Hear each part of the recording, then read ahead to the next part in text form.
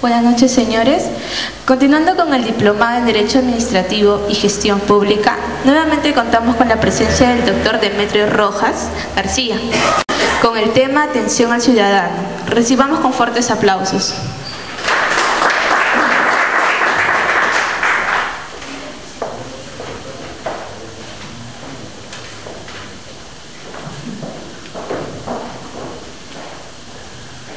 Buenas noches a todos. Hoy día vamos a tratar un tema un tanto particular porque tiene que ver con un tema de gestión pública, importantísimo en mi opinión, vinculado con la atención al ciudadano y el uso del libro de reclamaciones. Muy bien. Tómense la libertad de participar, de preguntar, de intervenir a lo largo de las clases. Igual tendremos un tiempo al final para conversar algo si nos queda el tiempo. Voy a ver básicamente unos 3 puntos, ¿no? Una primera parte vinculada a lo que es la función pública, ¿ya? Relacionada con la función pública. Una segunda parte relacionado estrictamente al uso del libro de reclamaciones. Y cierro con una experiencia puntual en el manejo del libro de reclamaciones virtual de una entidad pública que ha tenido resultados interesantes en el tema de atención al ciudadano. A ver. Voy a empezar esta charla dando un testimonio, ¿no?, de lo que seguramente a ustedes también les ha pasado alguna vez en su relación, ¿no?, ciudadano con Estado, en ese contacto que siempre tenemos y muchas veces por primera vez con el Estado, ¿no? Como ustedes saben, Lima pues es una ciudad de provincianos, ¿no? Y ciertamente cuando uno llega a Lima se asombra mucho de las cosas diferentes que ve, ¿no? Y en primer lugar le parece una ciudad muy grande, ¿no?, con transportes muy complicados, y no conoce prácticamente la ciudad, entonces es un poco difícil poder conseguir lo que uno busca, ¿no? Entonces yo había obtenido una beca en el colegio y por tanto esa beca de aprovechamiento me permitía a mí estudiar de manera gratuita en las academias preuniversitarias. Entonces, como yo estaba preparando para la universidad, fui a solicitar esa beca, ¿no?, a las academias preuniversitarias en Lima. Bueno, me ayudaron un poco a ubicar lo que es la UCE de Lima, que quedaba en Santa Beatriz, y también me ayudaron, mi hermano mayor me ayudó a redactar una solicitud, porque para usar esa beca había que tener una autorización de la UCE, una verificación de la UCE de que efectivamente yo era becado de mi colegio, y por tanto me daban una constancia que me permitía estudiar gratuitamente en una academia preuniversitaria que yo escogiera, ¿no? Muy bien, la cosa que, como no conocía la ciudad, ¿no?, me llevaron, me dejaron en la puerta, entonces esperé que abriera la oficina, dejé mi solicitud y me dijeron que regresara pues en una semana. Otra vez regresé a la UCE, ¿no? Entonces pregunté por mi expediente con mi cargo y me dijeron espérenme un instante. En realidad pasó toda la mañana y al final la persona me dijo mejor vente mañana. Entonces bueno, regresé a mi casa, ¿no?, todavía con la esperanza de que mañana podía solucionar mi problema y bueno, mi hermano me dijo no hay problema, si te han dicho mañana debe ser mañana. Entonces regreso otra vez, le digo lo mismo, pero igual me hicieron esperar toda la mañana. O sea, la gente pasaba y venía, tomaban su café, salían a almorzar y en un instante me dijeron ya que no encontraba mi solicitud, ¿no?, y que me dijo que por favor vuélvelo a presentar y te lo vamos a tramitar rápido. Entonces hasta eso habían pasado como 2 semanas, ¿no? Entonces lo que yo sentí en ese momento era ciertamente, primero para mí era algo desconocido la administración pública, ¿no? Pero para mí era fundamental e importante la decisión de la autoridad, porque me iba a permitir estudiar gratuitamente en una academia preuniversitaria, ¿no?, cosa que no estaba en mis posibilidades pagar la academia preuniversitaria. Pero en realidad de entre comillas, de haber estado varios días esperando y que me dijeran finalmente que la solicitud que presenté se había perdido y que volviera a presentarlo, sentí por lo menos yo en ese momento una impotencia, ¿no? En realidad no sabía cómo reaccionar, ¿no? O sea, a tal punto creo que estaba a punto de soltar unas lágrimas, no sé, eso era lo que sentía, ¿no? Entonces de ahí yo tuve una concepción y dije, esto es el Estado, ¿no? Esto es la administración pública, estas son justamente las trabas burocráticas, las barreras burocráticas, ¿no? Y entonces, y en mi condición de una persona que no era de la ciudad, no tenía una formación, menos era abogado, no estaba instruido, entonces yo sentía un maltrato. Entonces yo traduje eso como un estado incomprensivo, ¿no? O sea, no entendía quién era la persona que estaba al frente. Habrá pensado que era una persona pues que conoce el Lima, que sabe de los trámites y que por tanto podía volver a presentar, redactar rápidamente y volver a presentar. Y yo no sabía ni en dónde redactar, ¿no? O sea, no tenía ni máquina de escribir, nada. Entonces le parecía algo simple a la administración. Entonces era incomprensivo, en mi opinión. Pero a esto, y como ustedes habrán tenido más experiencias, se le puede poner muchos adjetivos, ¿no? No solamente es incomprensivo, sino puede ser... no sé, un estado incomprensivo, indolente, un estado muy rígido, muy estricto, un estado poco amable, poco cálido, ¿no? Entonces, una de las cosas entonces que a mí me llevó a plantearme y dije que esto no puede pasar con otras personas desde el primer día que yo fui funcionario público, porque desde que salí de la universidad yo no he salido de la administración pública, ¿no? Desde sesigrista, practicante, y bueno, han transcurrido más de 10 años. Entonces sí he tenido muy buenas experiencias, ¿no? De atención al ciudadano y bueno, he estudiado un poco el tema y sobre todo tengo testimonios, digamos, interesantes que compartir, ¿no? Bueno, eso me pasó con una entidad pública, pero como saben ustedes, el Estado es mucho más que una entidad pública, ¿no?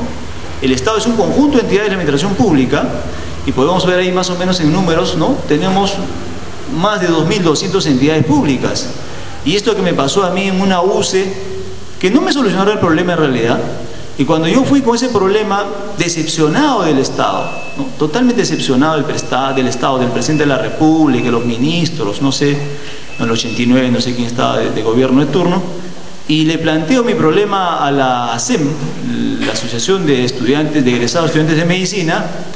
Me la concedieron la beca, simplemente directamente evaluando que tenía una beca del colegio y me dieron la beca para estudiar gratuitamente. Entonces mi problema no fue solucionado por el Estado, mi problema fue solucionado por el sector privado, por una academia de estudiantes de medicina de San Marcos. Entonces, pero eso era el papel del Estado, ¿no? Entonces el Estado diariamente cumple una función pública, ¿no? Y busca obviamente el bienestar general, el bienestar de todos. Entonces, lo que le estoy mencionando puede pasar en este conjunto de entidades de la administración pública, tanto en el nivel central, regional, ¿no? Y local, ¿no? Es más, yo les mostré ya esto en la clase pasada. Si vemos un poco la estructura de los 3 niveles de gobierno, vemos esto, y entonces hay permanentemente contactos de los particulares con el Estado. Y esa relación no siempre es feliz, ¿no? Y además parece clave, ¿no? Tener un buen manejo, sobre todo para quienes estamos en la administración pública, con el ciudadano, porque de esa relación, ¿no? De ese contacto, depende mucho, ¿no? Muchas cosas, desde la imagen del Estado, de la administración pública, ¿no? Hasta la institucionalidad de la democracia, ¿no? Entonces, Beatriz Boza decía, las personas cada vez que se desilusionan, se decepcionan del Estado en los trámites que realizan, ¿no? Justamente niegan el sistema democrático, este modelo ¿no? que para nosotros es el mejor. Y por eso es que cada cierto tiempo, dice, aparecen los antisistemas. Es que la gente justamente empieza a rebelarse con sus votos. Obviamente, si yo ya hubiera votado, ¿no? Luego del problema que he tenido una decepción con el Estado, yo votaría por el más radical y diría que cambie esto, ¿verdad? Entonces eso nos pasa cada cierto tiempo. Cuando nosotros tenemos una decepción con el Estado de ese tipo, una desatención, un maltrato, entonces justamente ponemos en riesgo el tema de la democracia misma porque buscamos a alguien más radical que pueda cambiar y transformar esto, ¿verdad? Entonces, el trabajo que hacemos los funcionarios públicos en el Estado va más allá de lo que parece, ¿no? De lo que son nuestros escritorios, la atención, sino va justamente a buscar que el Estado, ¿no? Va a buscar justamente de que el Estado sea un Estado eficiente, un Estado democrático que garantice el respeto de los derechos de todos los ciudadanos, ¿no? Muy bien, en esta relación de Estado y particular, ¿qué tenemos? Ciertamente dos partes, ¿no? Dos partes claramente diferenciables, el Estado y el ciudadano. De parte del Estado, ¿no? Por norma constitucional, leyes orgánicas, leyes de organización y funciones, reglamentos, tenemos a las entidades de la administración pública. Y en las entidades de la administración pública vamos a encontrar funcionarios públicos, ¿no? Funcionarios públicos en sentido amplio, todos los que trabajamos para el Estado. Y los funcionarios públicos, las autoridades, están investidos de poder, ¿no? ¿Qué más? Tienen facultades, atribuciones, tienen competencias, ¿no? Entonces, ellos tienen, digamos, están en una posición mejor, porque ellos van a decidir por nosotros, si nos dan o no el permiso, la autorización, etcétera, ¿no? Si nos concede o no la licencia. Entonces, tenemos, por un lado, entonces, al Estado con un conjunto de entidades investidos de poder. Y al otro lado tenemos a los ciudadanos, a los particulares, ¿no? Que puede ser una persona natural, a los agentes económicos, que puede ser una persona jurídica, una empresa, una microempresa, etcétera, están al otro lado. Y en lugar de facultades y atribuciones, tienen más bien derechos y garantías que también la propia Constitución, las leyes han reconocido, ¿no? Han reconocido a su favor, ¿no? De manera que esa relación debe ser una relación también equilibrada, adecuada, ¿no? Entonces, la pregunta es si en efecto, ¿no? En el día a día vemos que hay una relación, digamos, pareja, ¿no? Uniforme, unánime entre el Estado y los ciudadanos, ¿no? Porque tal como está establecido, ¿no? En las normas, probablemente, pues, si tenemos un problema con un Estado, lo que nos van a decir, muy bien, el Estado no te ha aceptado tu pedido, entonces presenta un recurso de apelación, nos van a decir, porque eso es parte del derecho de la garantía que tenemos, ¿no? Pero lo que no se dice es que presentar un recurso de apelación para un ciudadano de a pie común y corriente muchas veces implica, ¿qué cosa? Obviamente disponer de tiempo, ¿no? Disponer de recursos, contratar un abogado y esperar como 30 días para resolver su problema, que puede ser un problema sencillo, ¿no? Entonces, frente a todo eso, finalmente el ciudadano no va a impugnar, no va a apelar, de manera que esa relación no va a ser siempre cordial, ¿no? Equilibrada. Entonces, ahí lo que falta es fortalecer en el Estado un mejor mecanismo de atención al ciudadano. En otras palabras, en términos formales, decir que el Estado tiene facultades y atribuciones y los ciudadanos derechos y garantías, eso no es la solución al problema. No es, porque en verdad, para que justamente yo ejerza mi derecho, debo pasar por una serie de costos, ¿no? En tiempo y en dinero, muy complicado, ¿ya?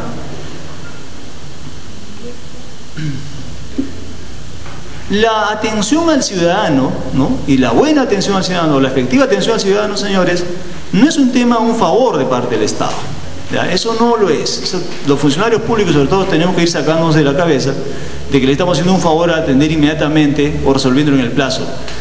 Ya los ciudadanos tienen derechos, ¿ya? Y a nivel de norma constitucional, la ley del procedimiento administrativo general, para los contribuyentes el código tributario, y entre algunas podemos mencionar, ¿a qué?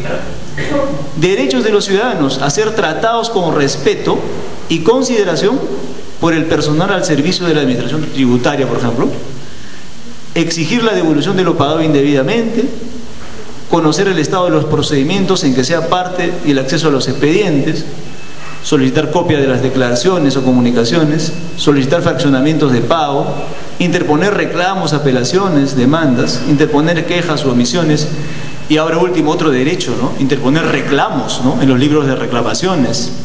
Entonces, los derechos de los ciudadanos están reconocidos entonces, incluso a nivel de norma constitucional, ¿no? Perdón, voy a poner en vibrador.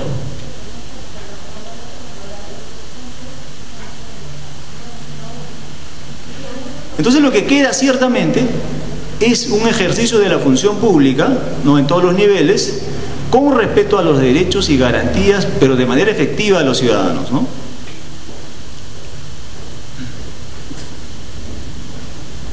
Entonces tenemos por un lado ciudadanos con derechos y garantías, ¿ya? Tenemos ciudadanos con derechos y garantías. Y la administración pública, ¿no? Por otro lado, según el Código de Ética, ejerce una función pública, ¿ya? Una función pública. Esa función pública no es sino, ¿no?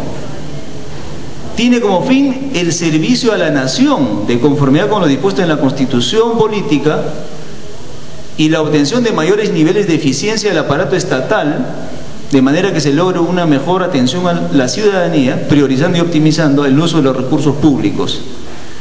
Entonces, uno de los fines de la función pública, señores, es el servicio a la nación, ¿no? A la ciudadanía, ¿ya?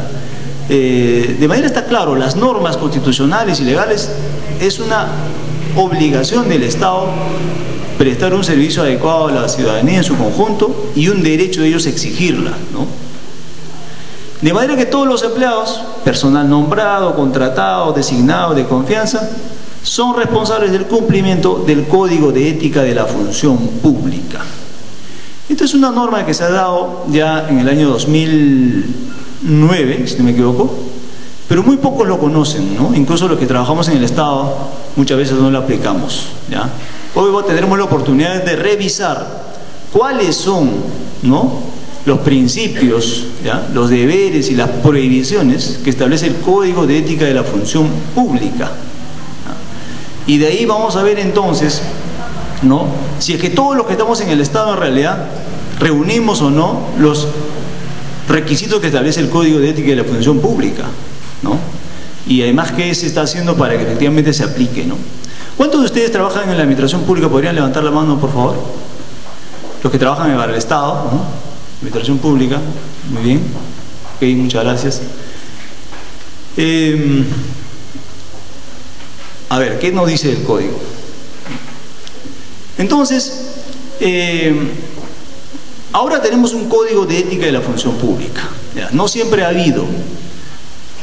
Antes del 2009, ya algunas entidades habían adelantado con crear su propio Código de Ética, ¿ya? O sea, había normas, obviamente, pero sobre ética en la función pública no las había. Entonces algunas entidades aprobaron su propio Código de Ética, ¿no?, diciendo el funcionario que trabaja en esta entidad debe respetar estos códigos de ética. Este es el perfil de este trabajador. Un trabajador que no reúne este perfil no debiera estar en esta institución, ¿no? Pero bueno, con la entrada en vigencia de esta ley, eso se hace general para todos, ¿ya? Todas las entidades del Estado entonces deben tener funcionarios que cumplen estos principios, estos deberes y estas prohibiciones que vamos a ver a continuación. Y es bien exigente, digamos, la norma, ¿no? A nivel de principios,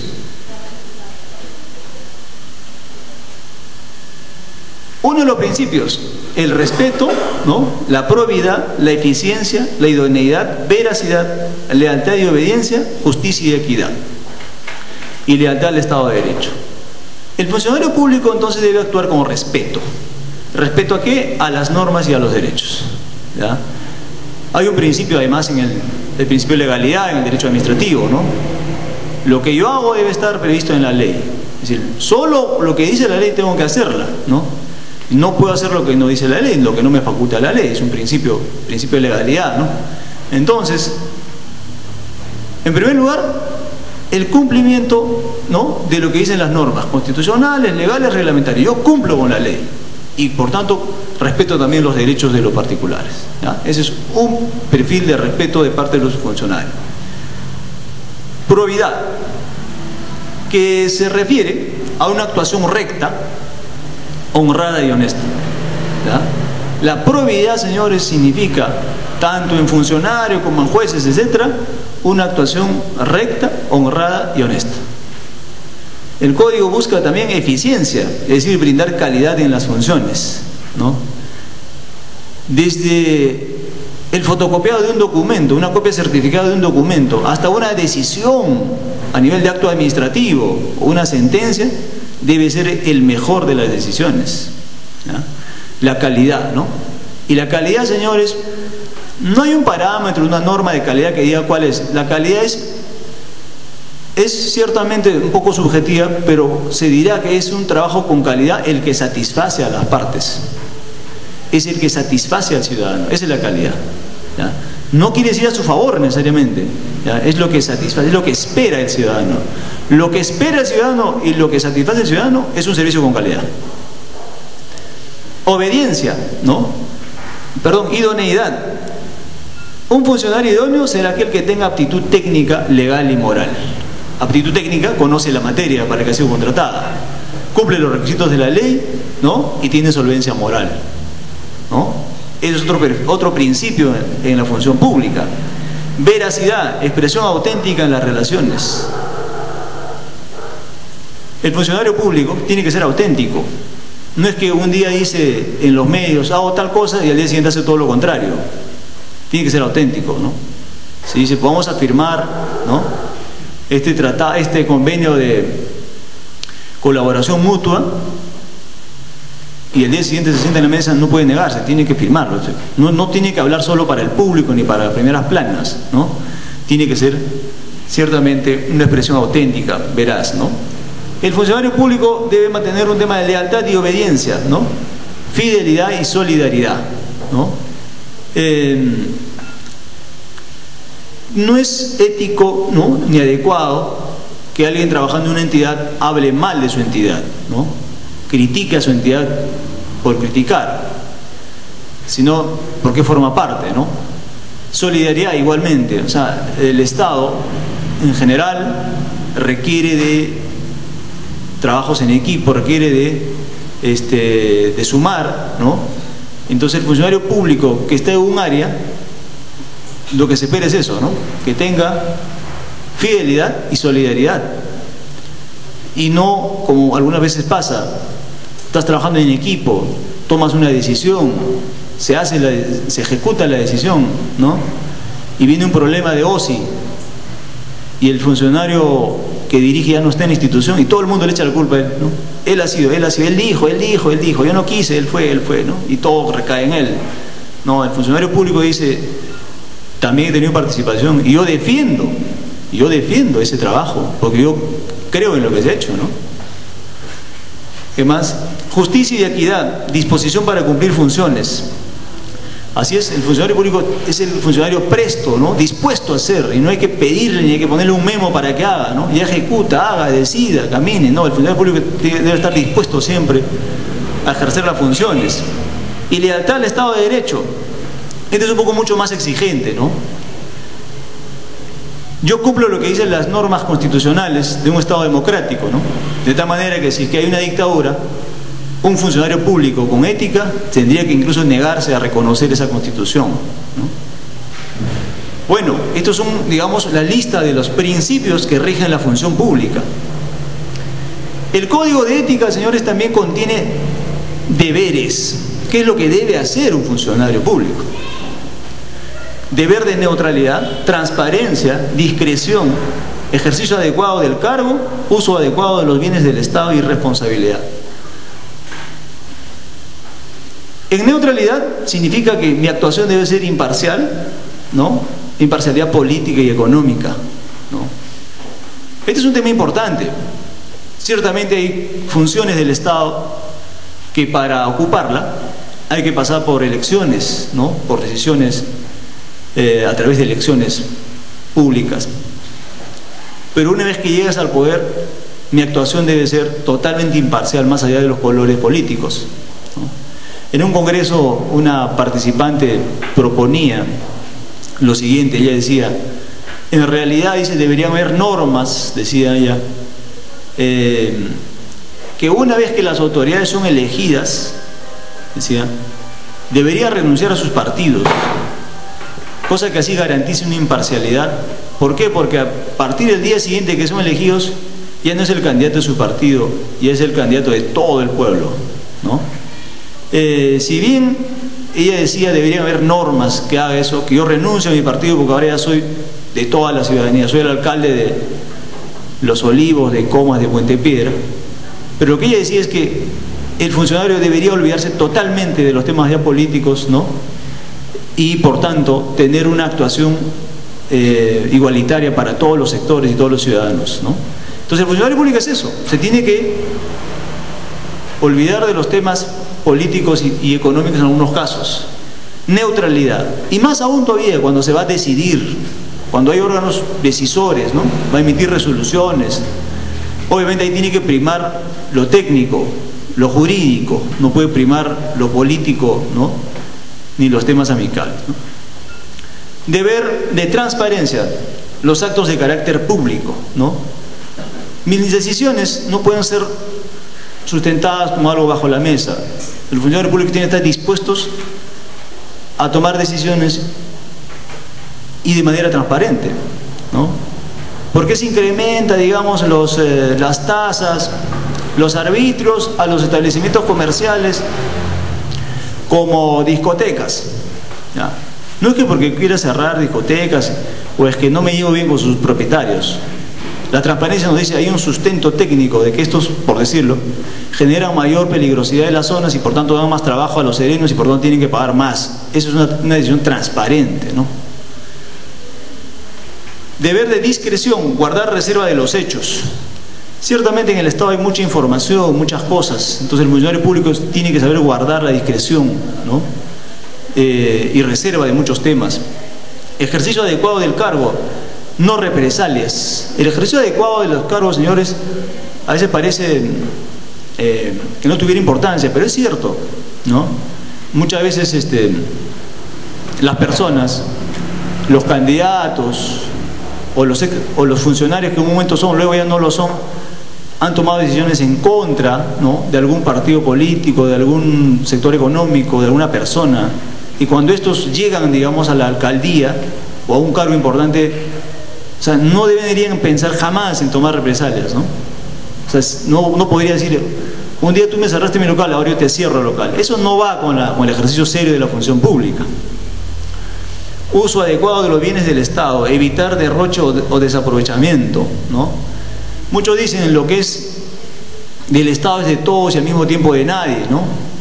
Pero en realidad el funcionario público debería ser muy, muy impecable en tratar los bienes públicos, en todos los aspectos. Un amigo que es chofer me decía de que cuando iba de comisión, uno de los alcaldes simplemente le decía, ok, por viáticos 500 soles, y no, olvídate, no me rindas cuenta. Pero el otro alcalde le ha dicho, no, me tienes que rendir cuenta de cada uno de tus consumos, y por tanto en realidad no ha gastado 500, ha gastado 300, devuelve 200 al Estado. Eso es un uso, ¿no?, adecuado de los bienes del Estado.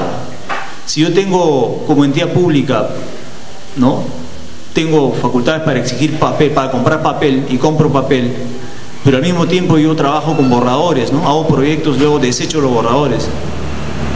El uso adecuado de los bienes del Estado me dirá, ¿sabes qué? Todo lo que es borrador saca, ¿no?, en la parte blanca de las hojas ya usadas, para no gastar hojas limpias, ¿no?, etcétera.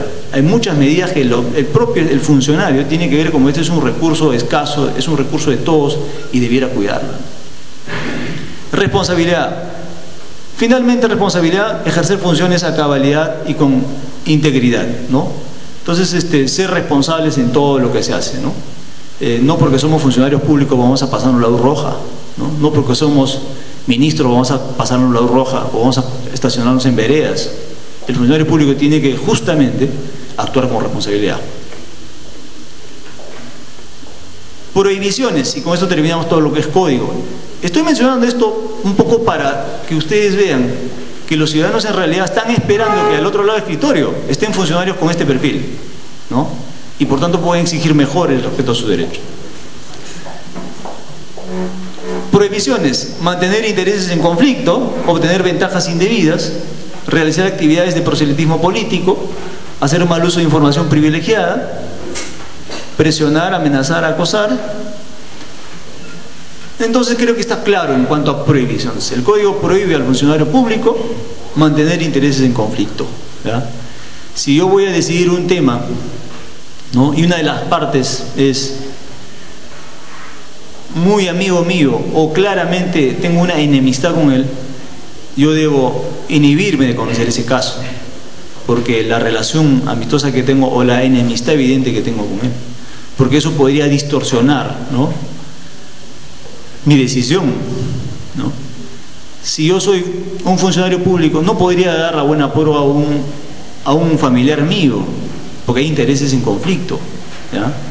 Entonces ya hay normas que regulan esto, pero en general es bueno tomar en cuenta estas prohibiciones, ¿no? O tener ventajas indebidas. El cargo público, señores, es una oportunidad que nos dan, ¿no? A veces la ciudadanía con sus votos, y a veces cuando nos contratan para el Estado. Es una oportunidad de hacer bien las cosas, ¿no? De prestar un servicio. Pero esto no puede servir para aprovechar nuestro beneficio, ¿no? O sea, sería pésimo decir, no me pongas la papeleta porque yo soy funcionario tal, yo soy funcionario tal, ¿no? ¿Verdad? O sea, eso ya sería sacar ventaja de nuestro cargo.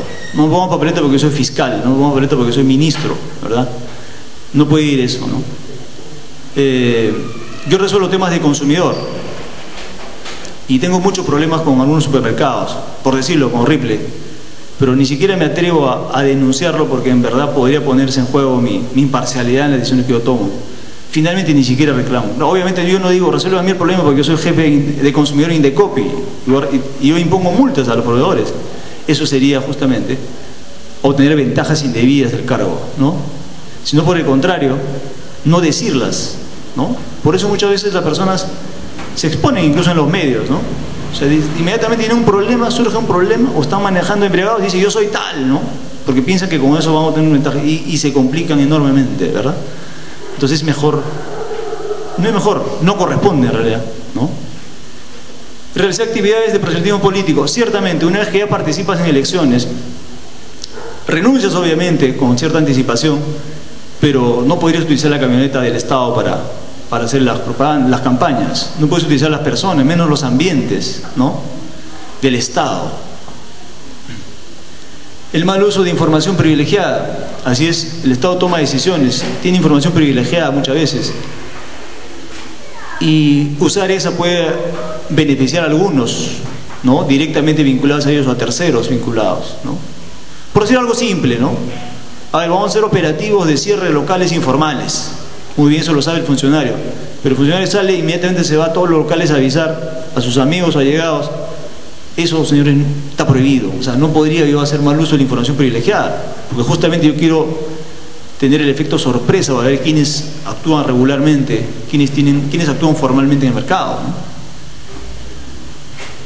Muy bien. Ahora, la actuación recta del funcionario debe estar al servicio de todos los interesados. Muy bien, entonces tenemos, así rápidamente, ¿no?, los principios, los deberes y las prohibiciones de todos los funcionarios públicos, contenidos en un código, una ley llamado Código de Ética de la Función Pública. Ahora, uno de los problemas que pasa en el Estado es que no tenemos conciencia y claro para quién trabajamos. O sea, quién es nuestro cliente, ¿no? ¿Cuál es nuestro negocio y para quién trabajamos? Y por eso pensamos que cuando viene el ciudadano decimos, ¿no?, que es un fastidioso, es un pesado, ¿no?, sin tener muy claro para quién trabajamos, ¿no? Yo le pregunto, a ver, ¿quiénes son nuestros clientes? ¿Para quiénes trabajamos cuando estamos en el Estado? ¿No? Así como una empresa privada, ¿no?, tiene sus clientes, ¿no?, y se divide por ellos. En el Estado, ¿para quiénes se trabaja? ¿Quién es el interesado más importante? Uno sería los usuarios, los ciudadanos. Ok, uno. ¿Quién es más? ¿Para quién es más? A ver, piensen ustedes en una función que diariamente realizan. ¿Quiénes son los interesados?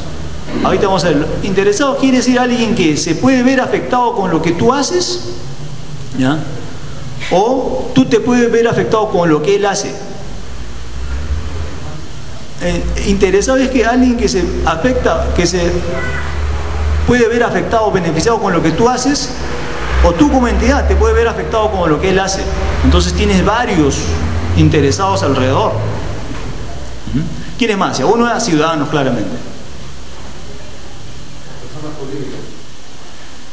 Ok, personas jurídicas, ciudadanos, personas naturales, personas jurídicas, una empresa, una microempresa, ¿ya? Otros. Por eso digo que son usuarios del servicio. El usuario del servicio puede puede ser un administrador, puede ser un interesado, o puede ser la misma entidad. Las mismas entidades. Ok, sí, hay muchas definiciones de ciudadano, usuario, ¿no? Interesado, administrado, ¿ya? Yo quiero un poco abrir un poco el ramillete para ver, para que me escriban así en detalle. Ya me han dicho tres, ya me han dicho ciudadanos, personas naturales, empresas, para las mismas entidades del Estado, es cierto. Porque mira, somos una municipalidad distrital. En muchas de las cosas que hacemos, reportamos o nos van a fiscalizar la municipalidad provincial. Ponte pues en materia tributaria cuando ratifican mis normas, ¿no? Entonces, ¿quién es más? Órganos de control del propio Estado te van a vigilar, ¿no? No sé, pues Defensoría del Pueblo, ¿no? El Congreso te puede pedir información, ¿ya? Entonces, un conjunto de entidades públicas. Entonces es importante, señores, en este tema de la atención al ciudadano, identificar claramente quiénes son los interesados. Como les dije, los interesados, ¿no? Es una persona o grupo de personas, naturales o jurídicas, que puede afectar o es afectado por el resultado de los objetivos de la organización. Entonces ustedes piensen como municipalidad, como organismo público centralizado, como ministerio, ¿no?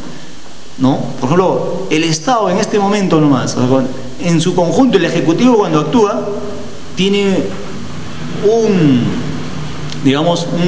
una relación de interesados, ¿no?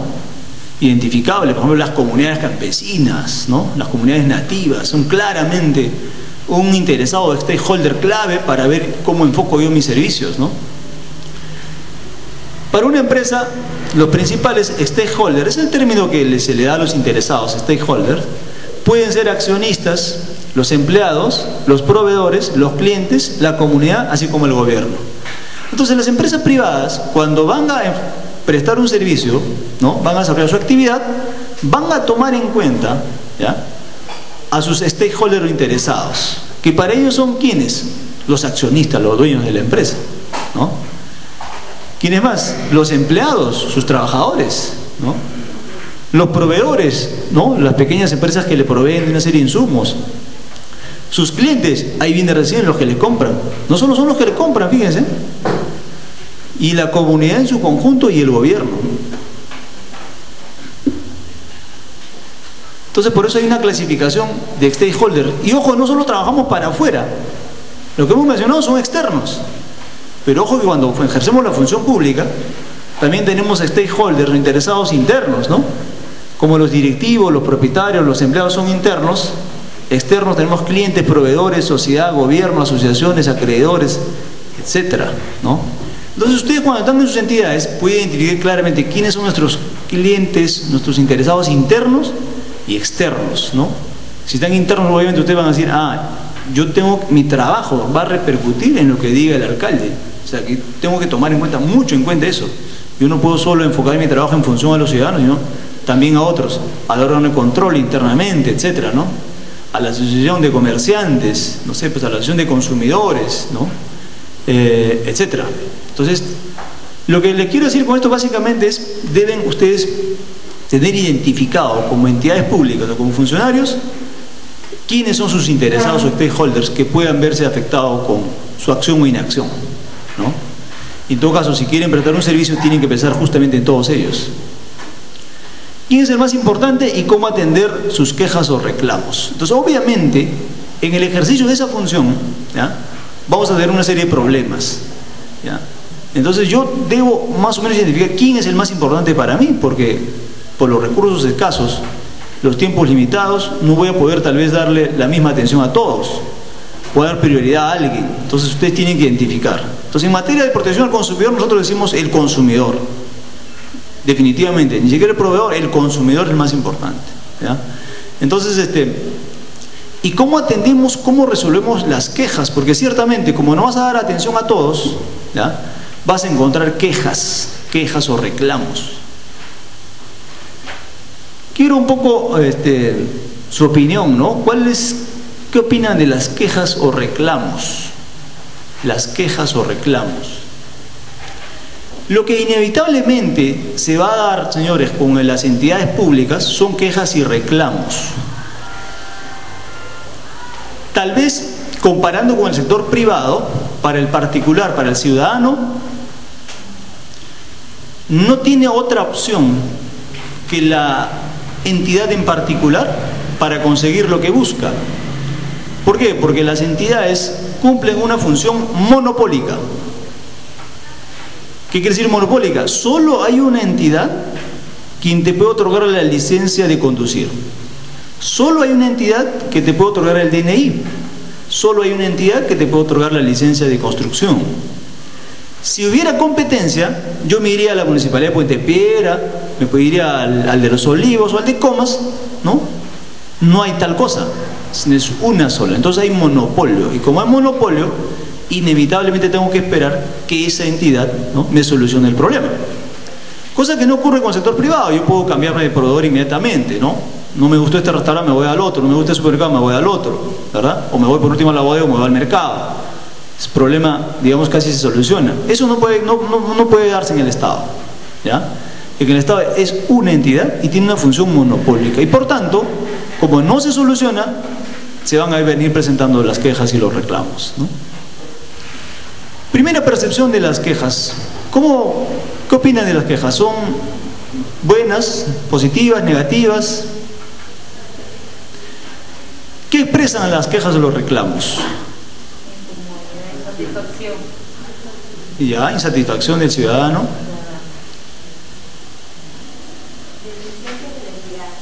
Puede ser la deficiencia de la entidad, ¿no? Mala atención. O tiene que ver también con que los ciudadanos en sí no les parece nada bien. Y que el problema no es la administración ni la ley, sino el propio ciudadano. He escuchado más de una vez, dijo, no, hay personas problemáticas de por sí. A una persona le doy el mismo servicio, se va muy contento, y el otro no está contento.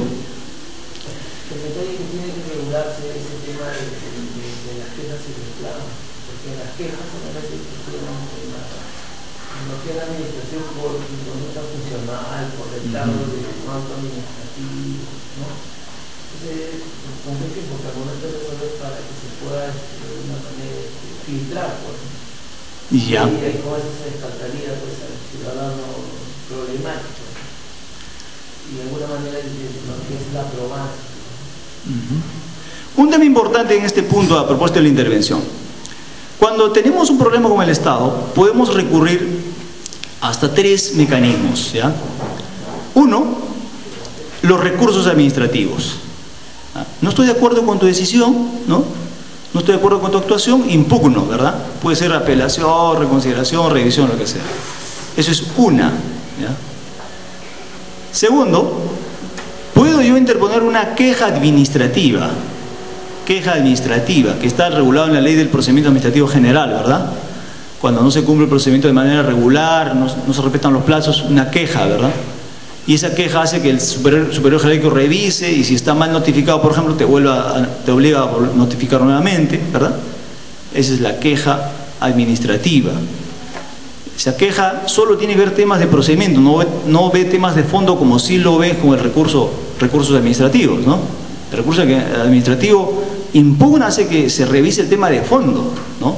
Si me corresponde o no me corresponde la licencia. Pero la queja no tiene que ver nada con el tema de fondo. Dice fundar la queja, solo temas de procedimiento, ¿ya?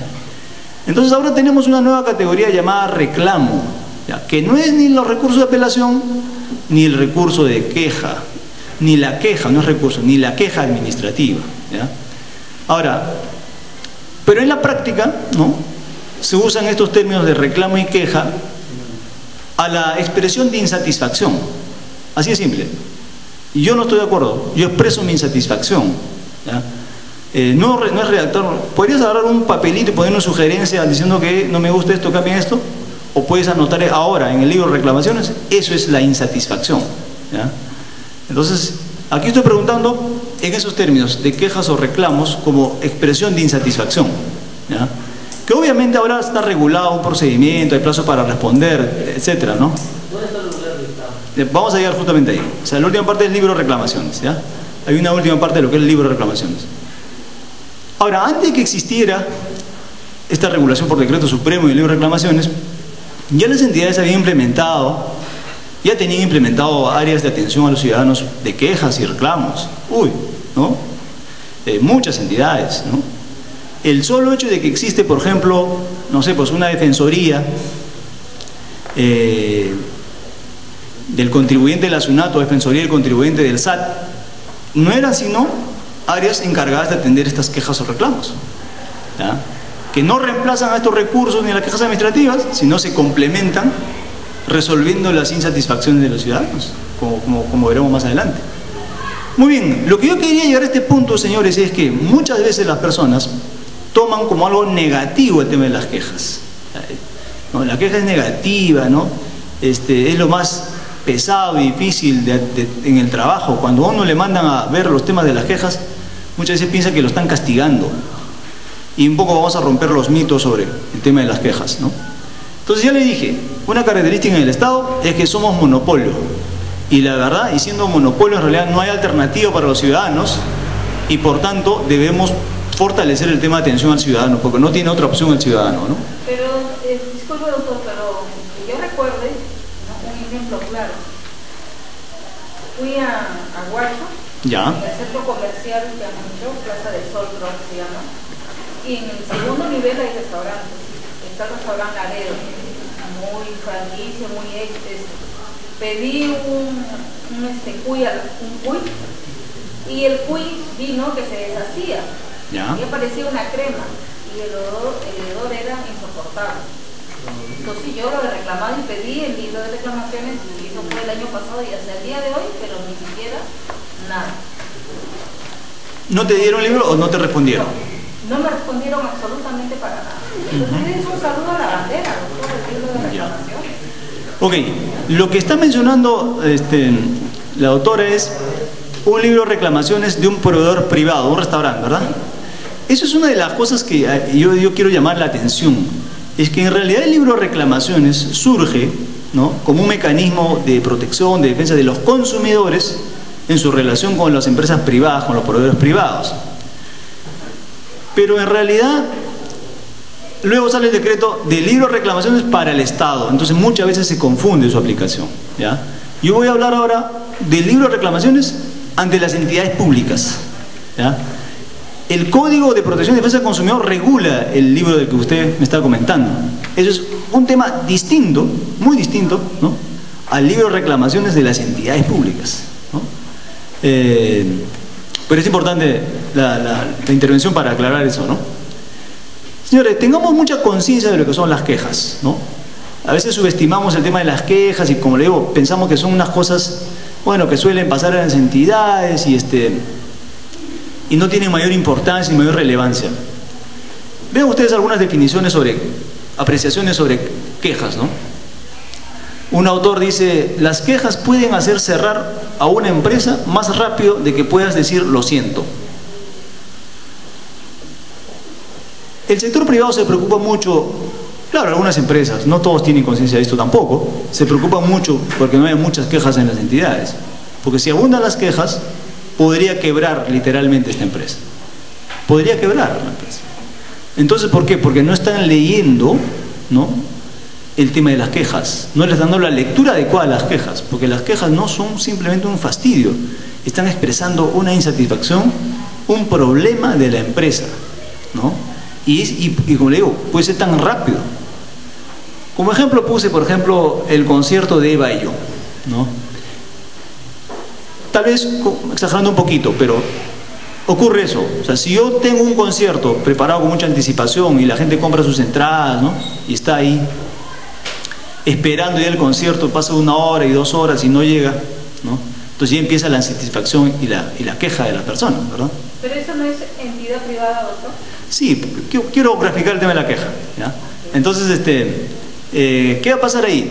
Entonces las personas primero lo que hacen es quejar, obviamente, ¿no? Y se quejan no a su manera, ¿no?, con silbidos, con reclamaciones, ¿no? Entonces, en ese instante, ¿no?, la artista de Bayón no sabe manejar el tema de las quejas, sino sostiene su posición y justifica por qué llega tarde, ¿no? Y además él cree que está bien que llegue tarde, ¿no? Y entonces, ¿qué hacen las personas entonces? Empiezan a abandonar, ¿verdad? A abandonar el lugar y a irse. y luego eso terminaron en denuncias in de copy, ¿no? ¿Pero por qué? Es tan rápido, solo por no haber dicho lo siento, ¿no? O sea, si él entraba y lo primero que hacía disculpas y seguía pidiendo disculpas tras disculpas, pudo haber superado tal vez el impasse, ¿no? O pudo haber reducido sus efectos. Eso, como le digo, un tema de queja en un tiempo bien breve y de manera gráfica, ¿no? Entonces la gente te puede dejar vacía. Y por no decir lo siento, hay muchos conciertos en que la gente termina destruyendo los muebles, las cervezas, ¿no? Entonces, porque no hay una atención adecuada a las quejas, no hay una respuesta adecuada a las quejas. ¿Algún comentario que decir? Lo grave fue que Ayón dijo, tomen su combi, ¿no? Entonces ahí es donde tuvo que la gente haga Exacto. Ese es lo grave, Ok, entonces esto traslademos a una entidad pública, a ver. Si estamos en una entidad pública y hay una queja tras queja, ¿no? O sea, por el teléfono, por el correo, por mesa de partes, piden hablar con su superior.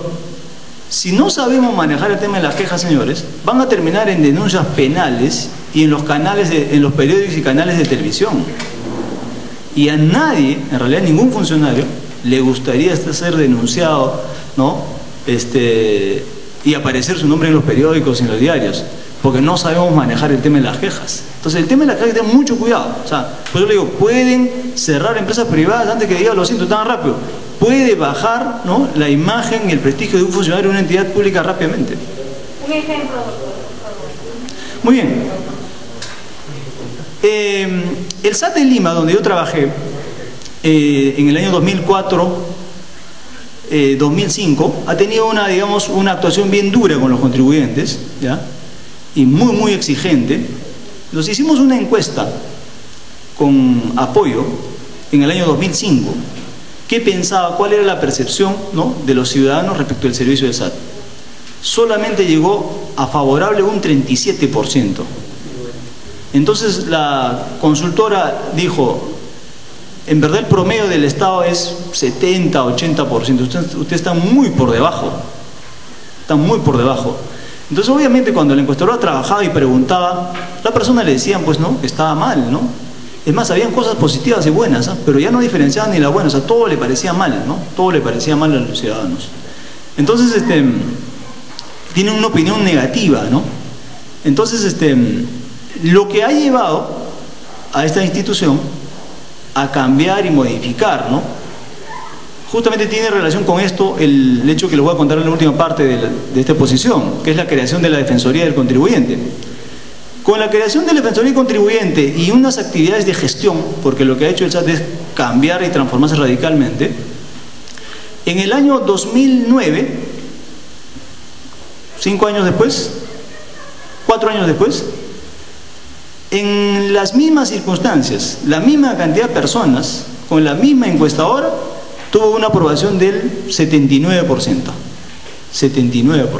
O sea, un cambio enorme, ¿no? Enorme. Entonces, las entidades públicas pueden desprestigiarse fácilmente y perder la confianza en una entidad es lo más peligroso que pueda pasar. ¿Cuáles eran los efectos de esto? Como el SAT, digamos, era la entidad, entre comillas, ineficiente, ¿no?, muy duro, etcétera, etcétera, los fallos del Poder Judicial, a pesar de que teníamos razón, empezaban a ir más a favor de los ciudadanos, porque ya tenían esa percepción de que era una entidad ineficiente, ¿no? Y eso, fíjense, recuperar esa imagen le ha costado como 5 o 6 años, ¿no?, así trabajando duro, con muchos mecanismos, ¿no?, muchos mecanismos. Y hay entidades, por ejemplo, la RENIEC. Acuérdense de la RENIEC hace 10 años atrás, las colas que hacían en círculo a la espalda del Ministerio Público, ¿no? Entonces la percepción de las personas eran muy negativas, ¿no? Muy negativas. Y eso ha cambiado radicalmente en 6, 7 años después, ¿no? ¿Había alguna intervención? Sí, que eso lo quería decir, que no me parece que haya cambiado el SAT, porque para el reclamo de una papeleta demoran 3 meses en resolver. Si parece esta eficiencia. Ok. Y además, por ejemplo, para declarar, para hacer tu pago de impuesto al cabal, demoras como 2 horas y media, 3 horas. Eficiencia no hay. Ya, ok. Pero lo que yo estoy hablando es del resultado, ¿se dan cuenta? O sea, Apoyo ha hecho el mismo trabajo y los resultados han sido distintos. Ahora, no estoy diciendo que, digamos, que es la mejor entidad, que todo funciona. No lo sé, porque hace 3 años que no estoy en el SAT, pero yo no lo sé, ¿no? Pero yo estoy mencionando resultados concretos en términos de imagen, ¿no? De percepción. A eso me iba, doctor. Claro. Un ejemplo preciso, ¿no? Cuando un funcionario que no cumple con una imagen lo lleva al campo penal que usted decía, cuidado con las quejas, que lejos de cambiar una actitud te puede poner en el ámbito penal, ¿no? O sea, ¿cuál es esa línea para diferenciar? O sea, el detalle de poder de alguna manera regular eso nosotros para hacer respetar de alguna manera como abogado que se ve más rápido el acto administrativo. Porque no voy a esperar 4 años para que mejore el SAT y mi papel sigue durmiendo. No, eso no significa de que, digamos, todo, no significa que ha tenido que pasar 4 años para que se mejore todo, no, o sea, todo empieza a cambiar de a poco, pues, ¿no? Lo que quiero decir es algo adicional a lo que me están preguntando. Entonces, miren, ¿qué más era el testimonio ahí? Había un área en el área legal, por ejemplo, un abogado a 2 abogados por día para responder a las preguntas de los medios de comunicación. Entonces decía, mira, van a llegar denuncias de todas maneras a radioprogramas, a otras radios. Entonces ya el abogado del legal, en vez de estar viendo temas judiciales y otras cosas, informes, estaba sentado para absolver consultas del periodista. Fíjese, a ese punto habían llegado, ¿no? Entonces, ya estaban, digamos, con muchas quejas por todos lados, ¿ya? Y obviamente eso, o sea, puede tener deficiencias, pero ya no hay tal cosa. Es decir, ya hay mecanismos, hay una defensoría, etcétera, hay procedimientos, tendrá problemas con otras entidades, pero en un momento, ¿no? Digamos, las quejas eran por todos lados, los vecinos, ¿no? Agrupados, etcétera. O sea, era muy complicado. Ahora, eso, digamos, sigue pasando con muchas entidades, ¿no? Las demoras, la ONP, que he graficado ahí, ¿no? Por ejemplo, ONP, y así, hay un ranking, no sé, Poder Judicial, PNP, tienen muchas denuncias. Pero la cosa lo que creo que ahí no están sabiendo administrar es justamente el tema de las quejas al que vamos a ir llegando de a pocos. Vamos a ir llegando de a pocos. Otra definición de queja. Las quejas no deben ser vistas como problemas, sino como oportunidades para el cambio y mejora de la institución. Un cambio de percepción de las quejas es muy importante. ¿Ya? Si nosotros decimos que las quejas son negativas, son malas, no lo vamos a aprovechar adecuadamente. ¿Ya? No se la va a aprovechar adecuadamente. Pero debiéramos verlo de manera positiva a las quejas. Porque las quejas, como son una expresión de disconformidad, sería bueno que el funcionario diga, oye, ¿de qué se quejan las personas, no? ¿Qué es lo que está fallando? ¿Dónde está fallando? ¿Qué podemos hacer? Entonces, en mi experiencia en esto me dice que, no sé, pues de 1000 quejas en un mes, tú podías hacer una bitácora, ¿no? Un cuadro clarísimo, ¿no? ¿De qué se quejan más las personas? ¿Cuál es el tema que no les gusta, ¿no? ¿Con qué área tiene que ver esto? ¿No?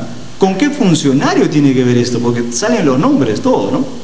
Entonces, si empiezas a utilizar adecuadamente eso, dices, oye, mira la información que nos traen los ciudadanos. Porque si no tuviéramos esa información de las quejas, ¿no? No sé, pues yo contrataría a empresas encuestadoras o estudios de mercado para que me diga qué problemas tengo yo. Pero no, si la entidad sabe administrar bien las quejas y canalizar bien las disconformidades, puede tomar mejores decisiones. ¿Ya? Entonces, las quejas, señores, no son entonces algo negativo, sino son una oportunidad para mejorar. Hay que verlo de esa manera. ¿Ya? La empresa Bon lo que dice es eso, ¿no? Con eso, digamos, creo que ha avanzado mucho en atención al ciudadano. O sea, ellos dicen, oye, las quejas que traen los ciudadanos va a sumar, ¿no? Y cada vez que hay una queja, además ellos ven de otra manera. Cada vez que hay una queja, soluciona el problema, resuelve el problema, porque yo no estoy pensando en la licuadora, ¿no? Que me piden la devolución, que cuesta, no sé, 100 soles, sino estoy pensando en que este señor, miren, este señor me va a comprar acá durante toda su vida. Si tiene 30 años va a vivir 40 años más, 70 años por decirlo. Entonces, si yo no atiendo esta queja de 100 soles en este momento, voy a dejar de percibir todo lo que él me va a dar en 40 años. Entonces tiene mucho sentido atender la queja bajo esa percepción, ¿no? Igual yo pienso que la percepción del Estado debe ser, las quejas se atienden y hay que recibirlas y aprovecharlas, retroalimentarlas, porque esto va a servir para generar todo un cambio en la institución. Porque es cierto también, señores, de que las personas, los ciudadanos, en principio no reaccionan con una queja. Le dan hasta 2 oportunidades, en mi opinión, al Estado. O sea, primero si dicen, ¿sabes qué, señor? Todavía no está. Y dicen, ok, no está, regresa. hasta una segunda sin una justificación, no, pero en la tercera viene la queja. Entonces la queja, señores, no es una cosa que uno lo hace por deporte, no es que las personas tengan mucho tiempo, no tienen nada que hacer y se van a dedicar a hacer queja e ir a la radio, no, es que ya el problema es álgido. Entonces las quejas están expresando que hay mucho más, ¿no? El problema es mucho mayor.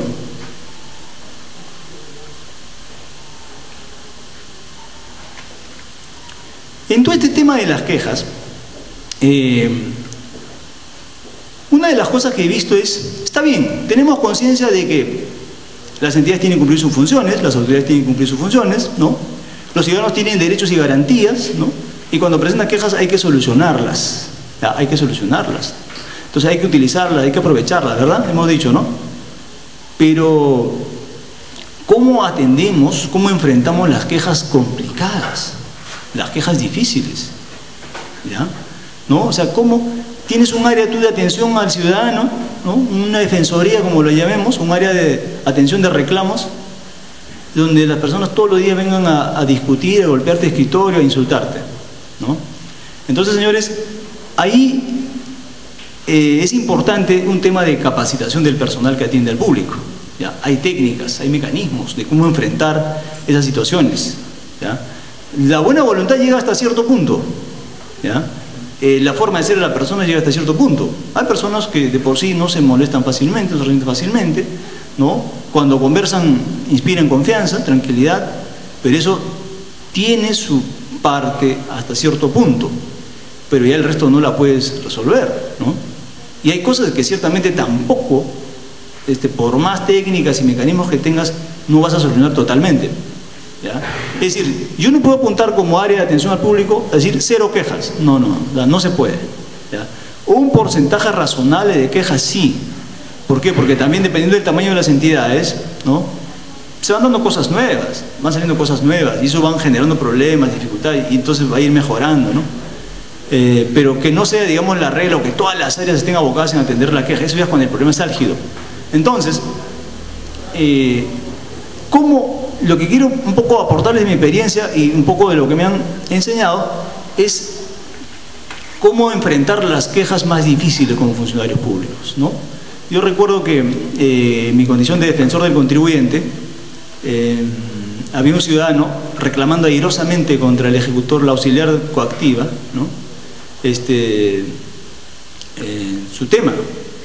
Entonces yo bajo, los escucho a ambos, ¿no? Y el señor le grita y le dice: ¿por qué eres tan incapaz, ineficiente, ¿no? ¿Por qué no resolviste mi tema si te he dicho, te he anticipado? Entonces la chica le dijo: usted no hay nadie para que me grite, ¿no? Ni mi padre me grita. Entonces, ¿cómo que no? Te tengo que gritar. Entonces se ponen a pelear, ¿no? Los dos.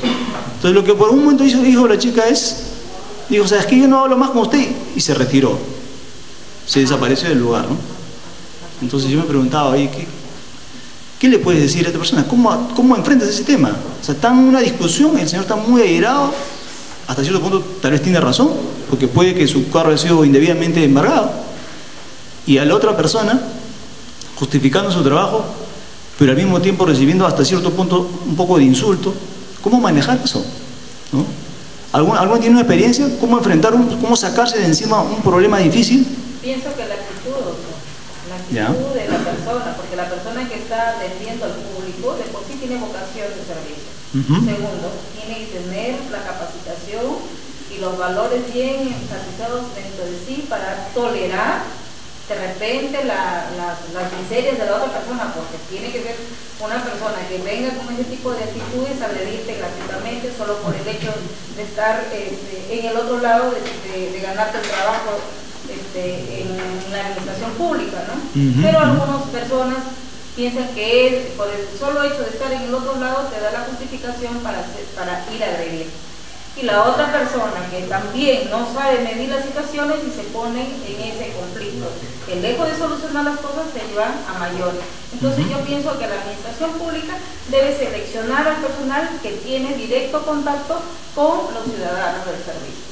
Entonces, de manera tal que si viene una persona con ese comportamiento, la otra persona tenga la madurez y la sabiduría de saber lidiarlo, de decirle: tranquilícese, ahorita le vamos a solucionar, de mí no depende la solución inmediata de su problema, pero estoy aquí para apoyarle, tenga por seguro que le voy a poner su opinión, aunque sea ir con el cuaderno y hacer aunque sea el ademén de de darle la satisfacción a esa persona. Venga usted en 3 días y le voy a tener una respuesta. ¿Quién se va a amargar porque tú lo trates así? Nadie. Pero si tú me contestas, yo voy te voy a imputar, y encima me contestas mal, pues obvio que ahí va a ser Roma, ¿no? Muy bien. Yo considero que discrepo con esa opinión porque la idiosincrasia del peruano es una persona que muchas veces trata de buscar oportunidades. Por ejemplo, yo una vez estuve en el Banco de la Nación y había colas para personas adultas y colas para personas normales. Y la cola de la persona adulta era inmensa. Entonces, las personas con discapacidad, los ancianos, reclamaban de que haya más ventanillas. Entonces, querían que las ventanillas que eran atendidas para las otras personas también sean atendidas. Entonces, hubo un conflicto ahí. Entonces, yo por más que sea funcionario del Estado, yo también debo tener cierta tolerancia, pero llega un momento en que no puede. La verdad no es que esté preparado, acá es calidad de persona, yo pienso que tiene que ser calidad de persona. Debe ser con qué gente estás tratando. ¿Y algún testimonio más, algún tema más sobre atención al público? Todo eso que he hablado va más allá, mucho más allá. Por ejemplo, tengo ahorita varios problemas con la ONP. Y por más que usted sea valiente o no sea valiente, el trabajador de no pasa nada. Porque usted insiste, presenta la queja y todavía le dice, ¿a quién va a quejar usted? A tal persona. Y sigue el problema y no le soluciona. Y a usted le hace su silencio administrativo, el hombre tiene que ir a un contencioso de más de 2 años, 3 años, para una persona que tenga 80 años ya por eso. ¿De qué va a recibir? Ya usted está muerto. No hay nada el trabajador ahí no tiene nada que hacer. El pobre contesta lo que ve en la pantalla y lo agranda más para que se vaya satisfecho el cliente. Y ahí terminó la función del trabajador. Son más inteligentes. Ok, creo que ahí... No, en la institución privada, en las empresas privadas siempre hay un lema, ¿no? Dice que el cliente siempre tiene la razón. Pero en el Estado no hay, por más que busco no hay. Lo que sí hay es... Usted como dice el doctor, ¿no? Pueden pasar los años, pueden cambiar las personas y siempre va a haber esa mentalidad de que yo estoy acá en el Estado y hago lo que quiero. Es así. No es de ahora, sino eso viene de siempre. Ok, creo que está claro de que el Estado, por un lado, ¿no? Tiene muchas deficiencias y creo que en realidad yo percibo de que no hay una formación, ¿no? Capacitación del funcionario para justamente atender el tema del problema de los ciudadanos de este tipo. O sea, no la hay. O sea, eso por un lado, ¿no? Y por otro lado, creo que, como le digo, las quejas solo están expresando algo. O sea, como digo, no es función mía el que tenga que resolver el problema de la institución, sino que identificar por dónde anda el problema y a los que les toca resolver son a los otros, ¿no? Al que está arriba, al que está atrás, ¿no? Entonces, justamente, esta ventanita que se abre a través de las quejas debe ser un ente así catalizador, ¿no? Del cambio. Entonces, eso es lo que no sabemos utilizar como Estado. A ver, voy a avanzar. Yo le quiero un poco, para los que trabajan en el Estado y también para los que no trabajan en el Estado, porque el tema de las quejas no solamente pasa con el Estado y los particulares, puede pasar con el vecino, puede pasar entre 2 conductores de taxi, ¿ya? Puede pasar entre el padre y los hijos, ¿ya? Entonces, hay una herramienta que se llama el análisis transaccional, ¿ya? El análisis transaccional quiere decir, ¿no?, una teoría psicológica, social basada en contratos de cambio para crecimiento y cambio personal. Aquí unos datos más.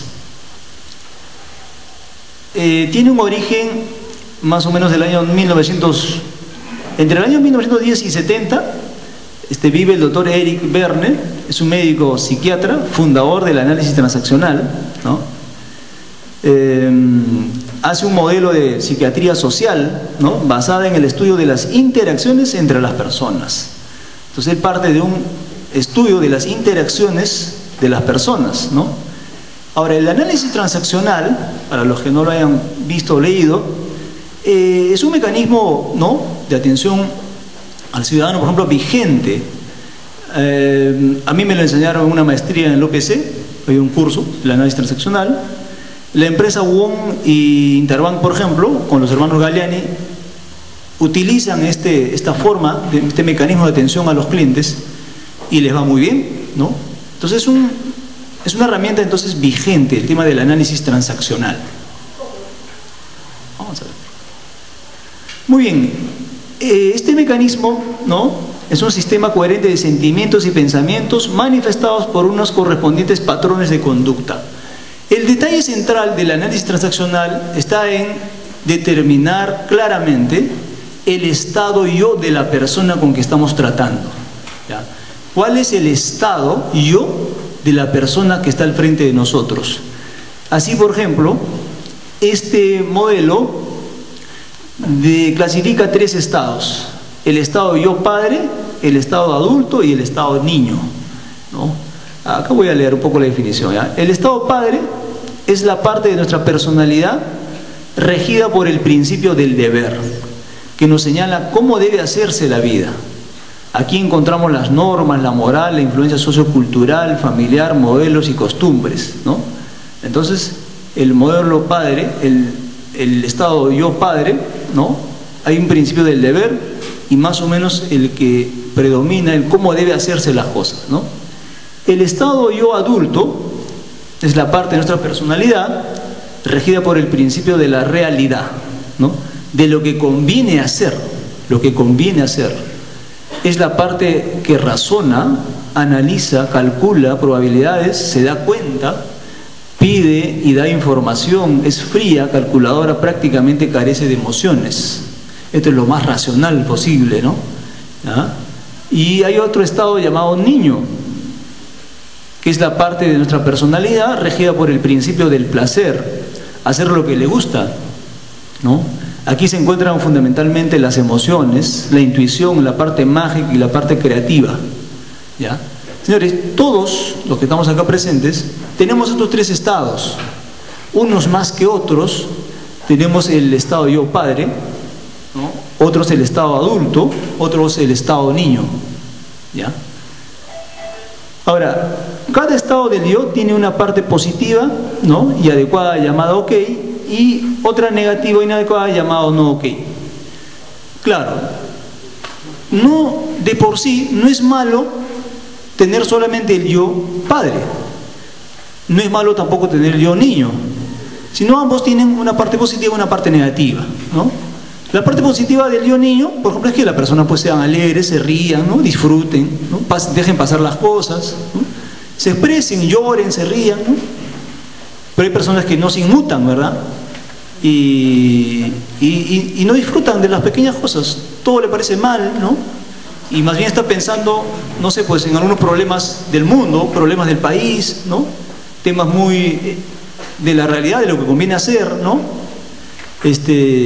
Eso tampoco está mal, es bueno, ¿no? Porque estará mal cuando uno solo tiene mucho estado niño yo, ¿no? Y uno dice, oye, hasta ahora no maduras, ¿no?, etcétera. O el yo padre, ¿no? ¿Quién no aconseja diariamente, ¿no? Hay unas personas entre ustedes, sus amigos, unos que aconsejan más que otros, debiera hacer esto, debiera hacer lo otro, abrígate, cuídate, ¿verdad? Eso también es bueno. Entonces ambos tienen lados positivos y negativos. Pero en esta parte de la diapositiva me quedo. Así que hay 3 personalidades entonces definidas: el yo padre, ¿no?, el yo adulto y el yo niño de las personas. Aquí algunos ejemplos más. El estado padre del yo son benévolos, protectores, nutricios, críticos, perjudiciales, moralizadores, punitivos, a veces, ¿no?, castigan. El estado niño del yo, inquisitivo, egoísta, mezquino, juguetón, quejumbroso, manipulador, ¿ya? Y el estado adulto del yo, organizado, adaptable, inteligente, pone a prueba la realidad, evalúa probabilidades y calcula desapasionadamente. Lo que el análisis transaccional, ¿no?, nos está diciendo, señores, es que cuando yo voy a enfrentar un tema como una queja, debo yo ser muy observador, ¿no?, y debo primero identificar cuál es el estado yo que predomina en la persona que está al frente mío. ¿Ah? ¿Y para qué es importante identificar cuál es el estado predominante? Para yo darle una respuesta adecuada. Una respuesta adecuada. ¿Ya? Esto quiere decir que si yo identifico, a ver, lo que he mencionado, de la persona que insulta, que agrede a la auxiliar coactiva, ¿no? Le golpea la mesa, ¿en qué estado está ese señor?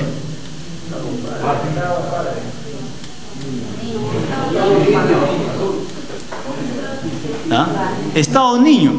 Ese niño que hace berrinche, ¿no? Que golpea, no cree en nada. ¿Ya? Entonces se dice, señores, de cuando uno está en un estado niño, ¿ya? No se le puede responder en estado niño, sino ¿con qué se le responde al estado niño? Puede ser con estado padre o con adulto. ¿Ya? ¿Cómo controlan a los chicos, a los niños en su casa?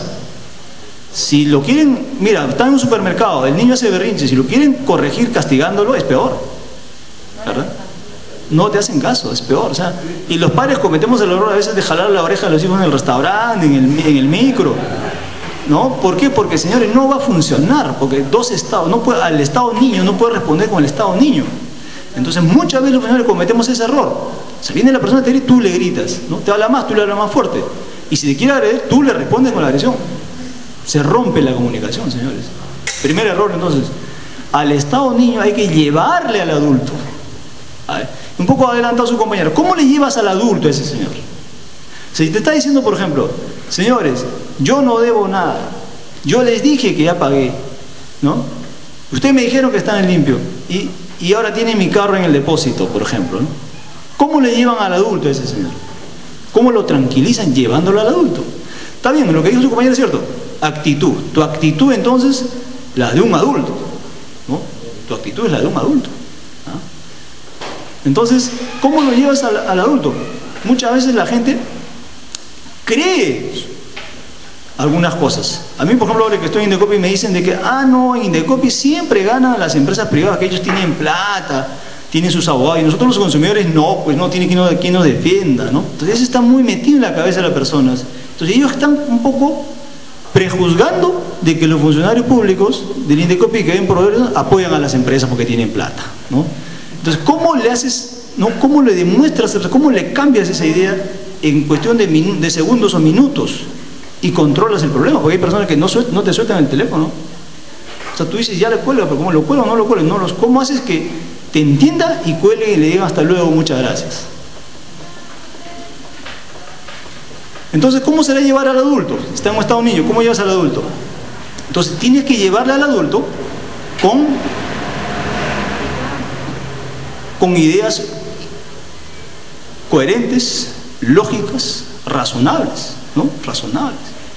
Entonces, de pronto, si la persona está ofuscada y tiene un problema, le dicen, tú le puedes decir, le va soltando temas de adulto, ¿no? Dice, señor, le dice, por ejemplo, le dice, señor,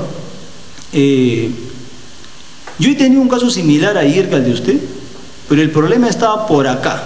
Creo que usted presentó mal su queja. Dime, ¿a dónde ha presentado su queja? Por ejemplo, ¿no? O sea, te olvidas tú de que te está insultando todo. O sea, ¿qué hizo para presentar su queja? Yo presenté a tal lugar. Y tú le dices, no, señor, eso no es la vía adecuada. La vía es otra para que tú puedas presentar el reclamo. Esto era la forma, etcétera. O lo otro, por ejemplo, que suele te dicen, lo único que hacen es cobrar y no hacen nada. Entonces, ¿cómo llevarle al adulto?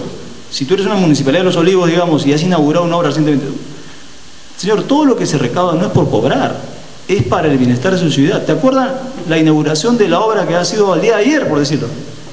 Y además está en su barrio. Sí, me acuerdo. Entonces, fíjese, señor, lo está llevando un adulto. Es cierto, los tributos se cobran finalmente para hacer obras y en verdad ha mejorado la calidad de vida de mi barrio. Lo vas llevando al adulto. Entonces, pero tiene que ser respuestas, como le digo, lógicas, coherentes, ¿no? Partiendo de una serenidad. O sea, dale ideas sueltas. O sea, por algo se ha equivocado. Una cosa que no voy a inventar, ¿no? La gente dice, ¿por qué no exoneran a los viejitos mayores de 65 años? ¿No? Esa es la concepción del señor. ¿O qué cobran a los señores que son mayores? Deberían exonerar a todos, ¿no? Si a los jubilados le dan facilidades para pagar impuestos, pero ¿por qué no a los de 5 años que ni siquiera recibimos una pensión? ¿Se dan cuenta? Claro, no se puede. Yo sé que ustedes dicen, no le puedo exonerar porque la norma no le permite, ¿verdad? ¿Cómo le llevas al adulto, a ese señor, ¿no? Que está muy querido en eso y que le parece todo injusto? Entonces, uno es, si tienes oportunidad de llevarlo al adulto en ese momento, hazlo. Pero si no lo puedes llevar al adulto, su compañera ha adelantado algo, no tienes por qué responderle en ese momento. O sea, nunca le digas no a una persona que no está entendiendo en ese momento. Porque si le dices no, se va al medio de prensa, se va a tu superior, se va a OSI. Entonces lo que tienes que decir, señor, dentro de todo me parece muy razonable lo que usted está diciendo. Dame una oportunidad, voy a hacer todo mi esfuerzo. Dame un día, ¿no? Al día siguiente yo le estoy llamando, no quiero que usted, yo le llamo y le voy a decir qué pueden hacer, porque no todo está en mis manos. Pero ¿qué sucede? Que la mayoría de ese estado de niños los que están trabajando en el otro lado.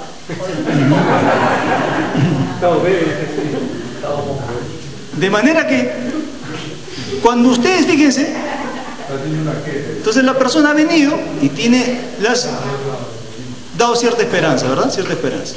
Y efectivamente tú consultas, vas y planteas a tu jefe y le dices, mira, porque hay personas que están diciendo esto, ¿por qué no hacemos algo? Pues sí, ¿no? Hay que proponer un proyecto de ley también que ellos entren a esto, sí podemos hacer esto o lo otro. Entonces tú lo llamas al día siguiente y le dices, señor, ¿sabes qué? Hemos revisado su tema, y efectivamente por el momento no se puede, pero hay una idea del área legal de sugerir como un proyecto de ley, ¿no? Para que más adelante tenga un respaldo legal. Y esa persona te va a decir muchas gracias. Definitivamente. O sea, ¿por qué? Porque el estado anímico en ese momento, mientras sale de la oficina, toma el micro, llega a su casa y ya ha cambiado totalmente. O sea, el tiempo le hace variar totalmente. ¿Verdad? Es más, puede ser en el mismo instante, en el mismo día tú le llamas, ¿eh? ¿Y cuál es la actitud de él? De que la persona sí se preocupó de mi tema, ha consultado a otros y me ha respondido. Y hasta logras fidelizar a esas personas. Entonces yo he visto casos en que venían así, abiertamente a no pagar, sino a quejarse contra todo el mundo, ¿ya? Y pasó por mi asistente y todo, insistía con el tema, y dijo, quiero hablar con tu jefe.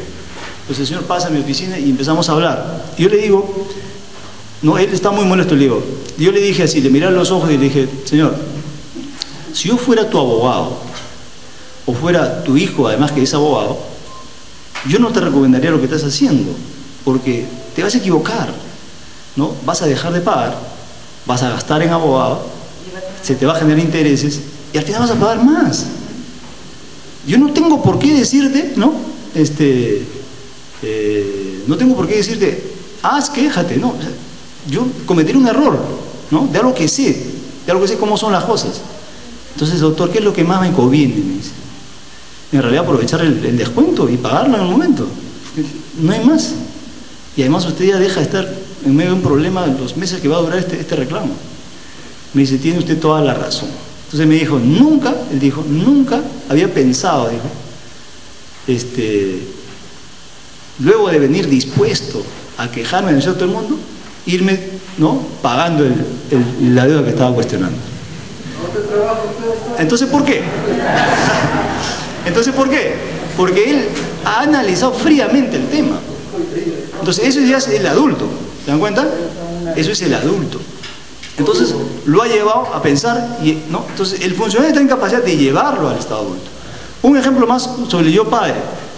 Ahora, ¿no? Entonces, igual, una asistenta me dice por teléfono, no lo soltaba por teléfono, yo le cuento en una de estas clases que le doy, digo, ¿cuál ha sido el problema? Dice el señor, tiene mucha experiencia en un país, allá, esto que el otro, dice que el otro país es así, el otro país es allá, y solo en Perú pasa esto, pasa esto, pasa esto. ¿Y tú qué le he dicho? Es que no se puede solucionar su problema. Entonces, ¿pero quedó satisfecho? No, al final tuve que cortarle la llamada, ¿no? Porque no entendía.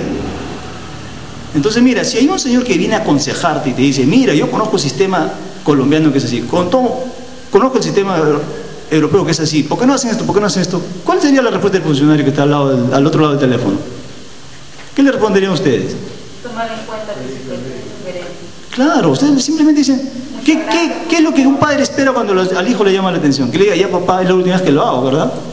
Ya papá, lo voy a hacer, tiene razón, te agradezco por tu consejo, ¿verdad? Entonces el funcionario tiene que decirle, señor, excelente idea, la verdad, yo también pienso igual que usted, ¿ya? Y en verdad voy a generar, ¿no? Esa idea me parece interesante, ¿no? Y deme su número, yo le estoy dando noticias a ver en qué termina esto. Entonces tomas la queja. Los aportes son de gran valor. Claro, ¿no? Y entonces él va a decir, oye, muy contento.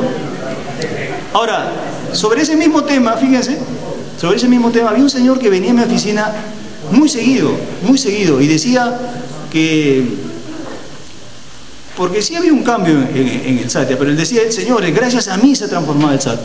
Yo he hecho quejas, yo he hablado con tales, gracias a mí. Es más, me dijo, yo propuse que se creara la Defensoría del Contribuyente. Entonces yo le decía, en una ocasión dije, bueno señor, en realidad esto tenía otro mecanismo que esto que el otro. Y entonces, bueno, se fue más o menos y regresó otra vez, con lo mismo. No, regresó otra vez. Entonces yo ahí me percaté recién qué es lo que él quería escuchar de mí. Exactamente. Yo le dije, tiene usted razón señor, sí, usted ha sido uno de los impulsores de esto y fíjese los resultados que estamos logrando juntos. Eso es todo lo que quería escuchar el señor. Querías que reconozcan que ¿no? el reclamo que él ha hecho en los medios, en todos lados, ha tenido un efecto positivo y que él estaba esperando un pequeño reconocimiento y decirle, sí señor, tú también has participado en esto y se debe a usted también y a un montón de ciudadanos. Y nunca más regresó el señor a mi oficina. Se ha sentido reconocido, ¿no?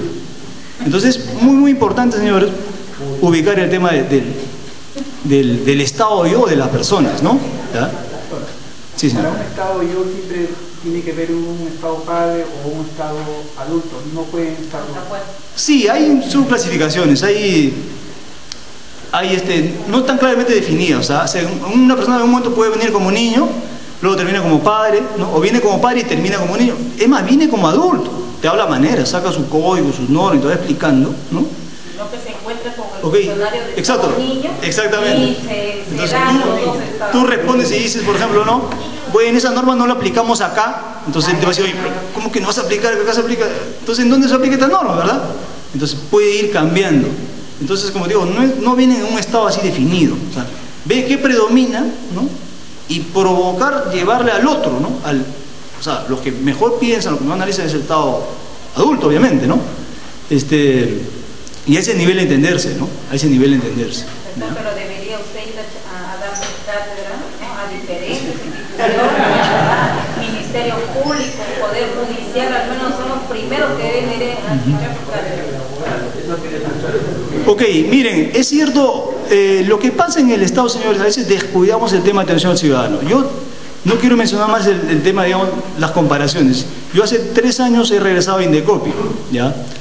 Pero en el último año en que estaba en el 2009 en el SAT, por ejemplo, se le ha dado fuerza al tema de atención al ciudadano.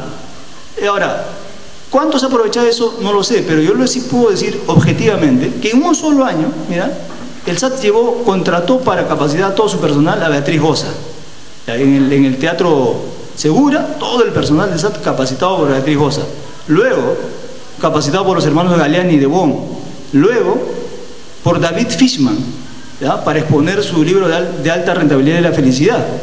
Y por último, por Gastón Acurio. En un año, 4 expertos capacitando a todo su personal en atención al ciudadano. Ahora, yo voy a otras entidades y le digo, ¿cuántas capacitaciones han hecho en atención al ciudadano? 0, ni siquiera está en los presupuestos. Indecopi mismo ha tenido 1. Pero fíjense, es un tema de política del Estado, de las entidades públicas. De las entidades públicas.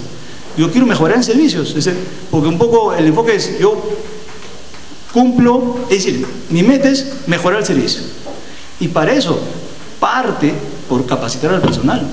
Es un aspecto, ¿no? Claro, son varias cosas, pero un tema clave es atención al ciudadano, ¿no? Es la imagen de la institución que está a la puerta. Así es. Así es. Entonces, ahora, ya tenemos entonces las quejas. Y ahora un poco, mi pregunta era el yo de nuestros ciudadanos, ¿no? Entonces, por eso, señores, partiendo de un caso concreto, debemos un poco nosotros explorar y conocer cuál es el estado yo de los ciudadanos, de nuestros clientes, de nuestros stakeholders que se van a relacionar con nosotros, ¿ya? Y hacerse algunas preguntas, ¿no? ¿Quiénes son? Es clave responder, ¿quiénes son? ¿Para quiénes trabajo yo? ¿No? Debe quedar claro quiénes son los interesados de mi trabajo. ¿En qué estado vienen? ¿No? ¿En qué estado vienen? Para yo saber reaccionar y tomar medidas de acuerdo a ese estado. ¿Tienen razón o no tienen razón? muchas veces tiene razón, muchas veces tiene razón, ¿no? Pero a veces subestimamos, no lo tomamos en cuenta, ¿no? Y da la apariencia de que no tiene razón. Muchas veces tiene razón. En el ejemplo que les voy a mostrar, ¿no? En el caso concreto le voy a poner unos ejemplos de cómo se aprovecha la información. ¿Dan oportunidad o castigan? Entonces eso de que digan se queja por quejar es mentira. Yo he visto casos de que las personas te dan más de una oportunidad. Te dan más de una oportunidad. Sí, la puedes superar, puedes mejorar un tema. Cuando ya están en denuncias penales o en la OSI o en los medios de prensa, es porque ya no han tolerado más el tema de la desatención. ¿Podemos aprender de ellos? Por supuesto. O sea, pueden aprender muchísimo de los ciudadanos. Por más que seas el mejor gerente, con doctorado, con maestría y todo, no te puedes dar cuenta de lo que te dicen los ciudadanos. Un ejemplo sencillo. Una entidad pública se cambia de local, ¿ya? Se cambia de local. Y tenía estaba en una esquina, ¿ya? Pasaron 1 mes, 2 años, 3 años, y los tramitadores empezaron a aumentar, ¿no? Muchos tramitadores captaban muchas personas. Y entonces la pregunta era, ¿por qué la gente recurre primero a los tramitadores y no viene al área de atención al ciudadano? ¿Y cómo saben los tramitadores que esta persona justo va al SAT? En este caso es el local nuevo del SAT. Entonces dijimos, a ver, hay que sacar una caseta afuera a la calle para ver qué está pasando, ¿no? Entonces, y una caseta y una persona con chaleco del SAT salieron a la calle, al parque. ¿Y qué es lo que la gente más preguntaba? Fíjese, lo que la gente preguntaba era, ¿cuál es la puerta del SAT? ¿Dónde queda el SAT? Porque primero no estaba el nombre afuera. Segundo, como había varias puertas, ¿cuál era la puerta del SAT? Entonces, justo ante esa pregunta, el tramitador sabía que iba al SAT e inmediatamente le vendía su tema, ¿no? Entonces, lo que hizo ahí la persona es, oye, mira, sugerencia clave, o sea, ¿dónde dice SAT en realidad? Entonces un letrero bien grande, SAT, ¿no? Otro, puerta de ingreso con flechita de frente, para que la gente vaya de frente y entre, puerta de ingreso. Ahora, una vez entrando, las puertas normalmente, ¿para dónde se abren? ¿Para adentro o para afuera? Si ustedes van a entrar a una puerta, ¿no? Empujas y entras, ¿no? Entonces en la puerta del segundo piso no decía nada, entonces la gente empujaba y golpeaba. Todos golpeaban. Si una persona sugiere, simplemente dice, ¿por qué no ponen esta puerta jale para entrar? Pero fíjese, estaban los gerentes, todos, nadie se percataba de eso hasta que un ciudadano, ¿no? Te da la idea, la sugerencia. Entonces, no se puede subestimar. Y otras ideas además de fondo, interesantes también, ¿no? Sigamos avanzando. Entonces lo que digo es aprovechar. ¿Cómo hacemos que este tema de las quejas, no siempre resulte siendo solo un problema? Tenemos que retroalimentarnos, ¿ya? Retroalimentación. O sea, yo implemento un área de atención al ciudadano, ¿no? Hago una bitácora, una lista de todas las quejas, las clasifico, las ordeno y me tengo que retroalimentar, ¿no? ¿Cuáles eran los problemas recurrentes cuando en el año 2005?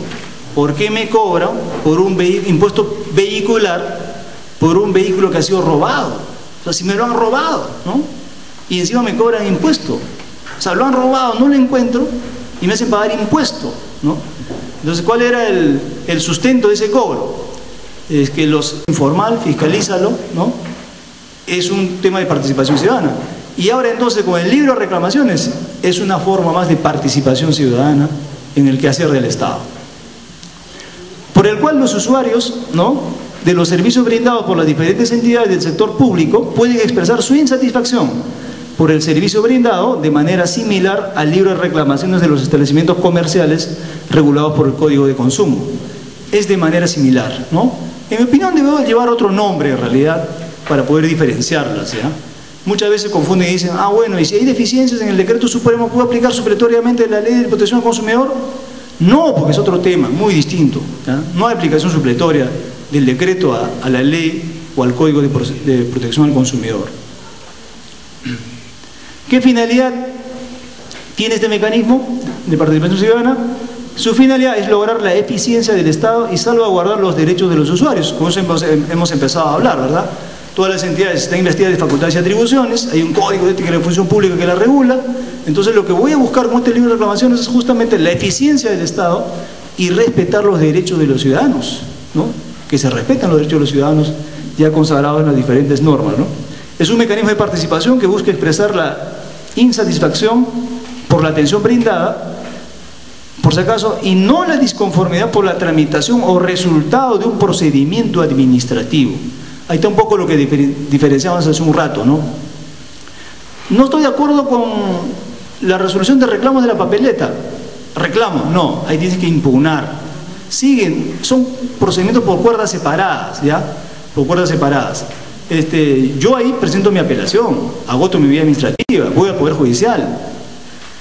Y por ahí el decreto trata de decir de que nada de los procedimientos administrativos puede ser materia del libro de reclamos, de reclamaciones. Yo pienso que es un error, porque en la práctica, ¿no? Estas áreas de atención al ciudadano, o las defensorías, por ejemplo, ¿qué cosa veían del procedimiento? Decían, oye, ya pasó 30 días y no se pronuncia. Ya era una queja, ¿verdad? Ya pasó 30 días y no se pronuncia. O la notificación que me he hecho del procedimiento nunca llega a mi casa, y según ellos está bien notificado, podía verificar. Yo creo que esos temas del procedimiento administrativo pueden ser materia de reclamos, en tanto no estén bien llevados, ¿no? En tanto no suponga quitarle la facultad y atribución de la autoridad que resuelve el tema de fondo, pero sí puede, ¿no? Ver temas del procedimiento, por ejemplo, ¿no? Sí, pero el hecho de que está también la queja administrativa, pero simplemente lo que pasa es que estas áreas de defensoría lo único que hacen es exhortar. O sea, digo, oye, efectivamente, señor, nunca le han notificado. Lo que le va a decir al área es, señor, vuelva a notificar, ¿no? Yo exhorto, no deciden, ¿ya? Son como la Defensoría del Pueblo, pues, ¿no? La Defensoría del Pueblo exhorta a las entidades el mejor cumplimiento de sus funciones. Estas áreas, o los responsables, lo que van a hacer es exhortar a las áreas, ¿no? A que cumplan sus funciones. ¿Qué contiene? Y hay un formato, ciertamente, de estos libros, y va a contener la fecha del reclamo, el número de reclamo, nombre y domicilio de la entidad pública, nombre, domicilio, DNI, teléfono y correo electrónico del ciudadano, del usuario, y describes cuál es la insatisfacción, ¿no? Y firma del usuario, ¿no? Y puede haber también un detalle de las acciones adoptadas por la entidad en ese momento, ¿no? O sea, uno va a ver el libro de reclamaciones, llena los datos, pone el reclamo. Antes de llevarse la copia, la entidad puede justificar en ese momento, porque hay un espacio ahí para que la entidad explique y diga por qué razón, ¿no? Se ha dado este tema de insatisfacción del ciudadano. No obstante de que tiene aparte 30 días para responder formalmente, ¿no? Ahora, ¿cómo deben implementarse estos libros? De las dos maneras, de manera física y de manera virtual. De manera física, simplemente es un libro, como un libro de actas, ¿no? Con todas las formalidades, está exhibido, ¿no? A la vista de los ciudadanos, con avisos, ¿no? O de manera virtual, o sea, hay una plataforma, una computadora en la propia entidad o en la página web, ¿ya? Y simplemente las personas entran por esa página web y van a encontrar un formato muy similar al físico, y llenan los datos y mandan, y hay la posibilidad de que ellos pueden imprimir su cargo, ¿no? Así es, hay una copia que se queda como cargo para el ciudadano, ¿no?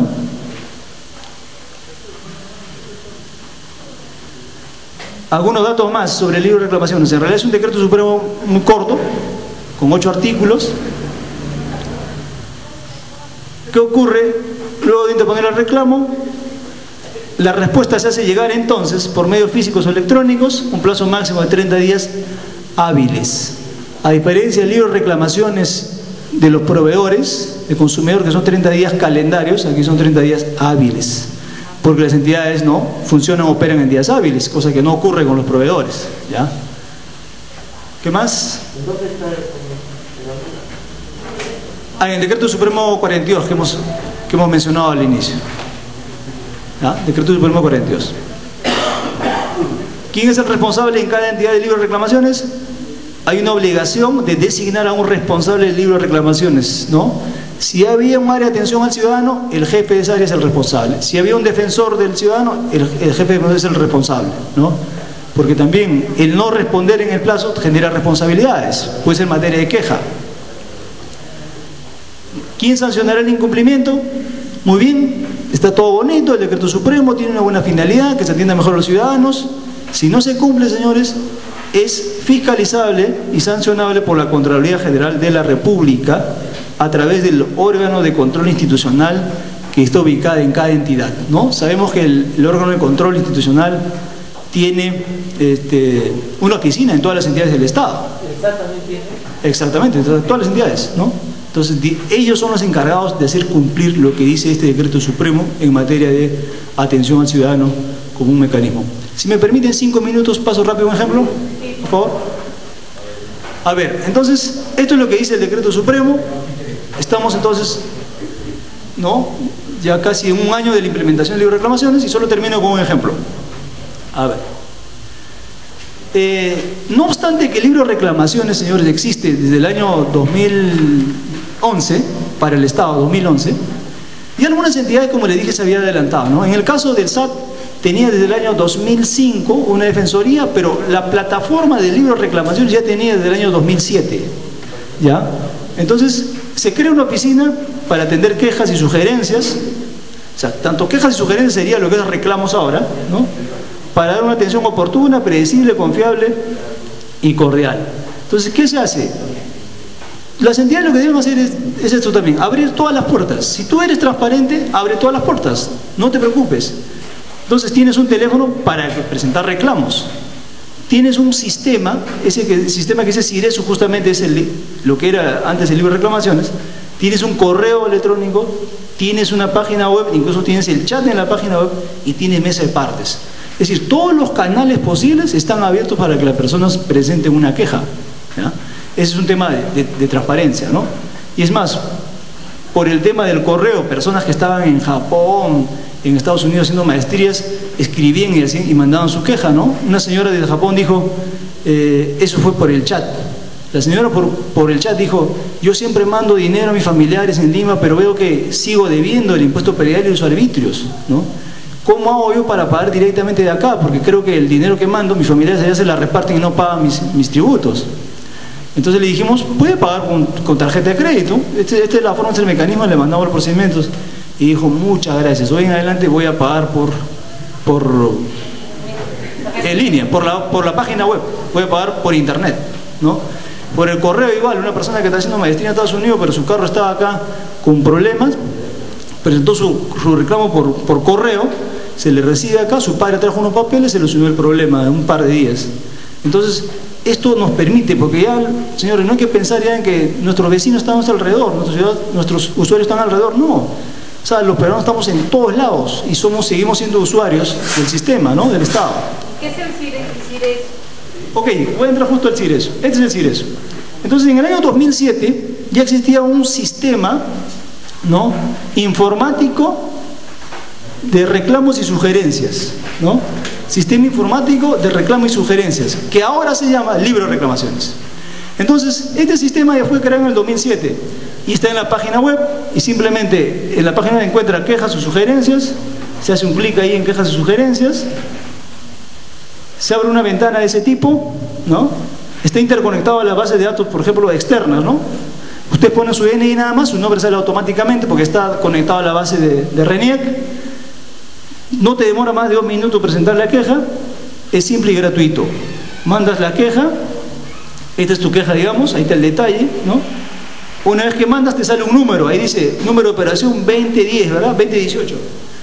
Eso usted lo puede imprimir en su computadora o en una cabina, lo que sea, ese es tu cargo, ¿no? Eso es la constancia de que te han recibido, ese es el detalle de tu queja, ¿no?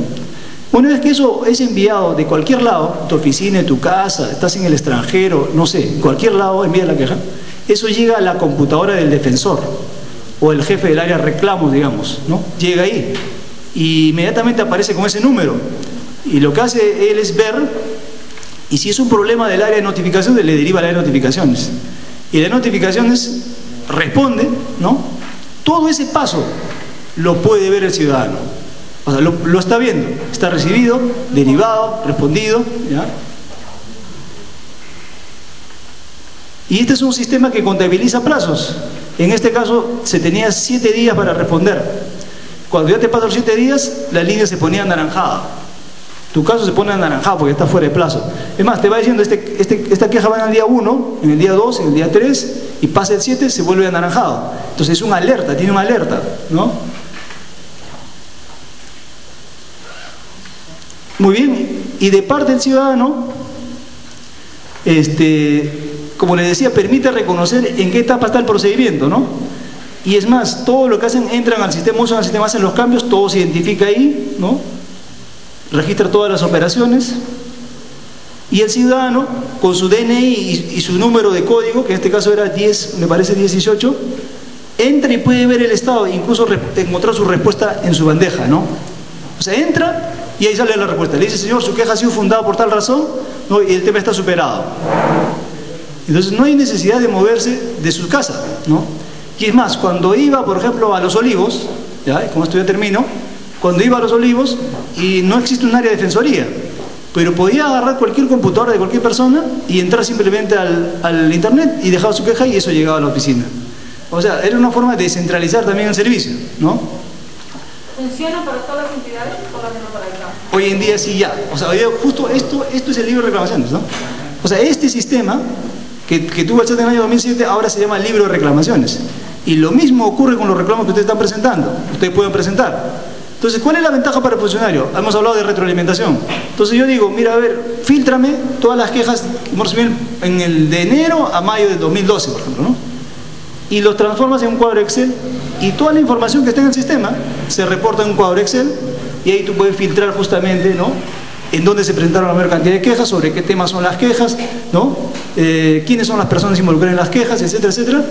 Entonces puedes hacer un análisis de toda la base de datos, ¿ya? Y en base a eso, ¿qué emites? Informes.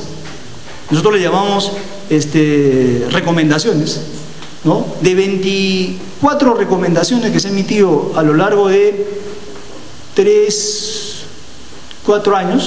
años, 20 se han implementado. Es decir, 24 recomendaciones emitidas, 20 se han implementado. O sea, 20 errores, digamos, gruesos, ¿no? Que han tenido un cambio, ¿ya? 20 criterios cambiados, incluso normas, ¿no? Incluso normas. Entonces, eso es la ventaja, entonces, señores, ahora del libro de reclamaciones, ¿no? Entiendo que el SAT está haciendo convenio con otras entidades que no la tienen.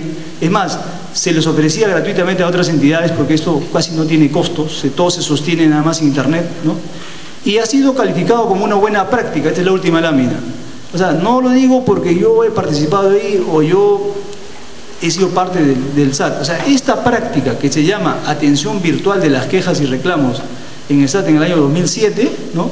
Que más o menos ese tiempo tenía un acceso del 20% de la persona por el sistema, ahora tiene el 80%. O sea, ahora las personas ya no van directamente a presentar la queja, sino utilizan el sistema. Estos señores ha sido ganador, finalista de un premio de buenas prácticas en Ciudadanos al Día, en el año 2009, y a finales del año 2009 gana un premio internacional, ¿no? Del Management Society, Capital Intelectual Latinoamericano, quien había hecho seguimiento de las mejores prácticas en el Perú, y le entrega un reconocimiento también a esta buena práctica, ¿no? Entonces esto, como le digo, es ahora el libro de reclamaciones. Lo que ha hecho el SAT en cuanto al libro de reclamaciones es únicamente cambiar de nombre del CIRESU al libro de reclamaciones, ¿no? Y las otras entidades están trabajando todavía su sistema virtual. Tendrán el físico, pero este es un tema virtual, ¿no? Muy bien, ¿tienen alguna pregunta? ¿Algún comentario sobre el tema? Si no, entonces, en todo caso, muchas gracias por su atención. Gracias.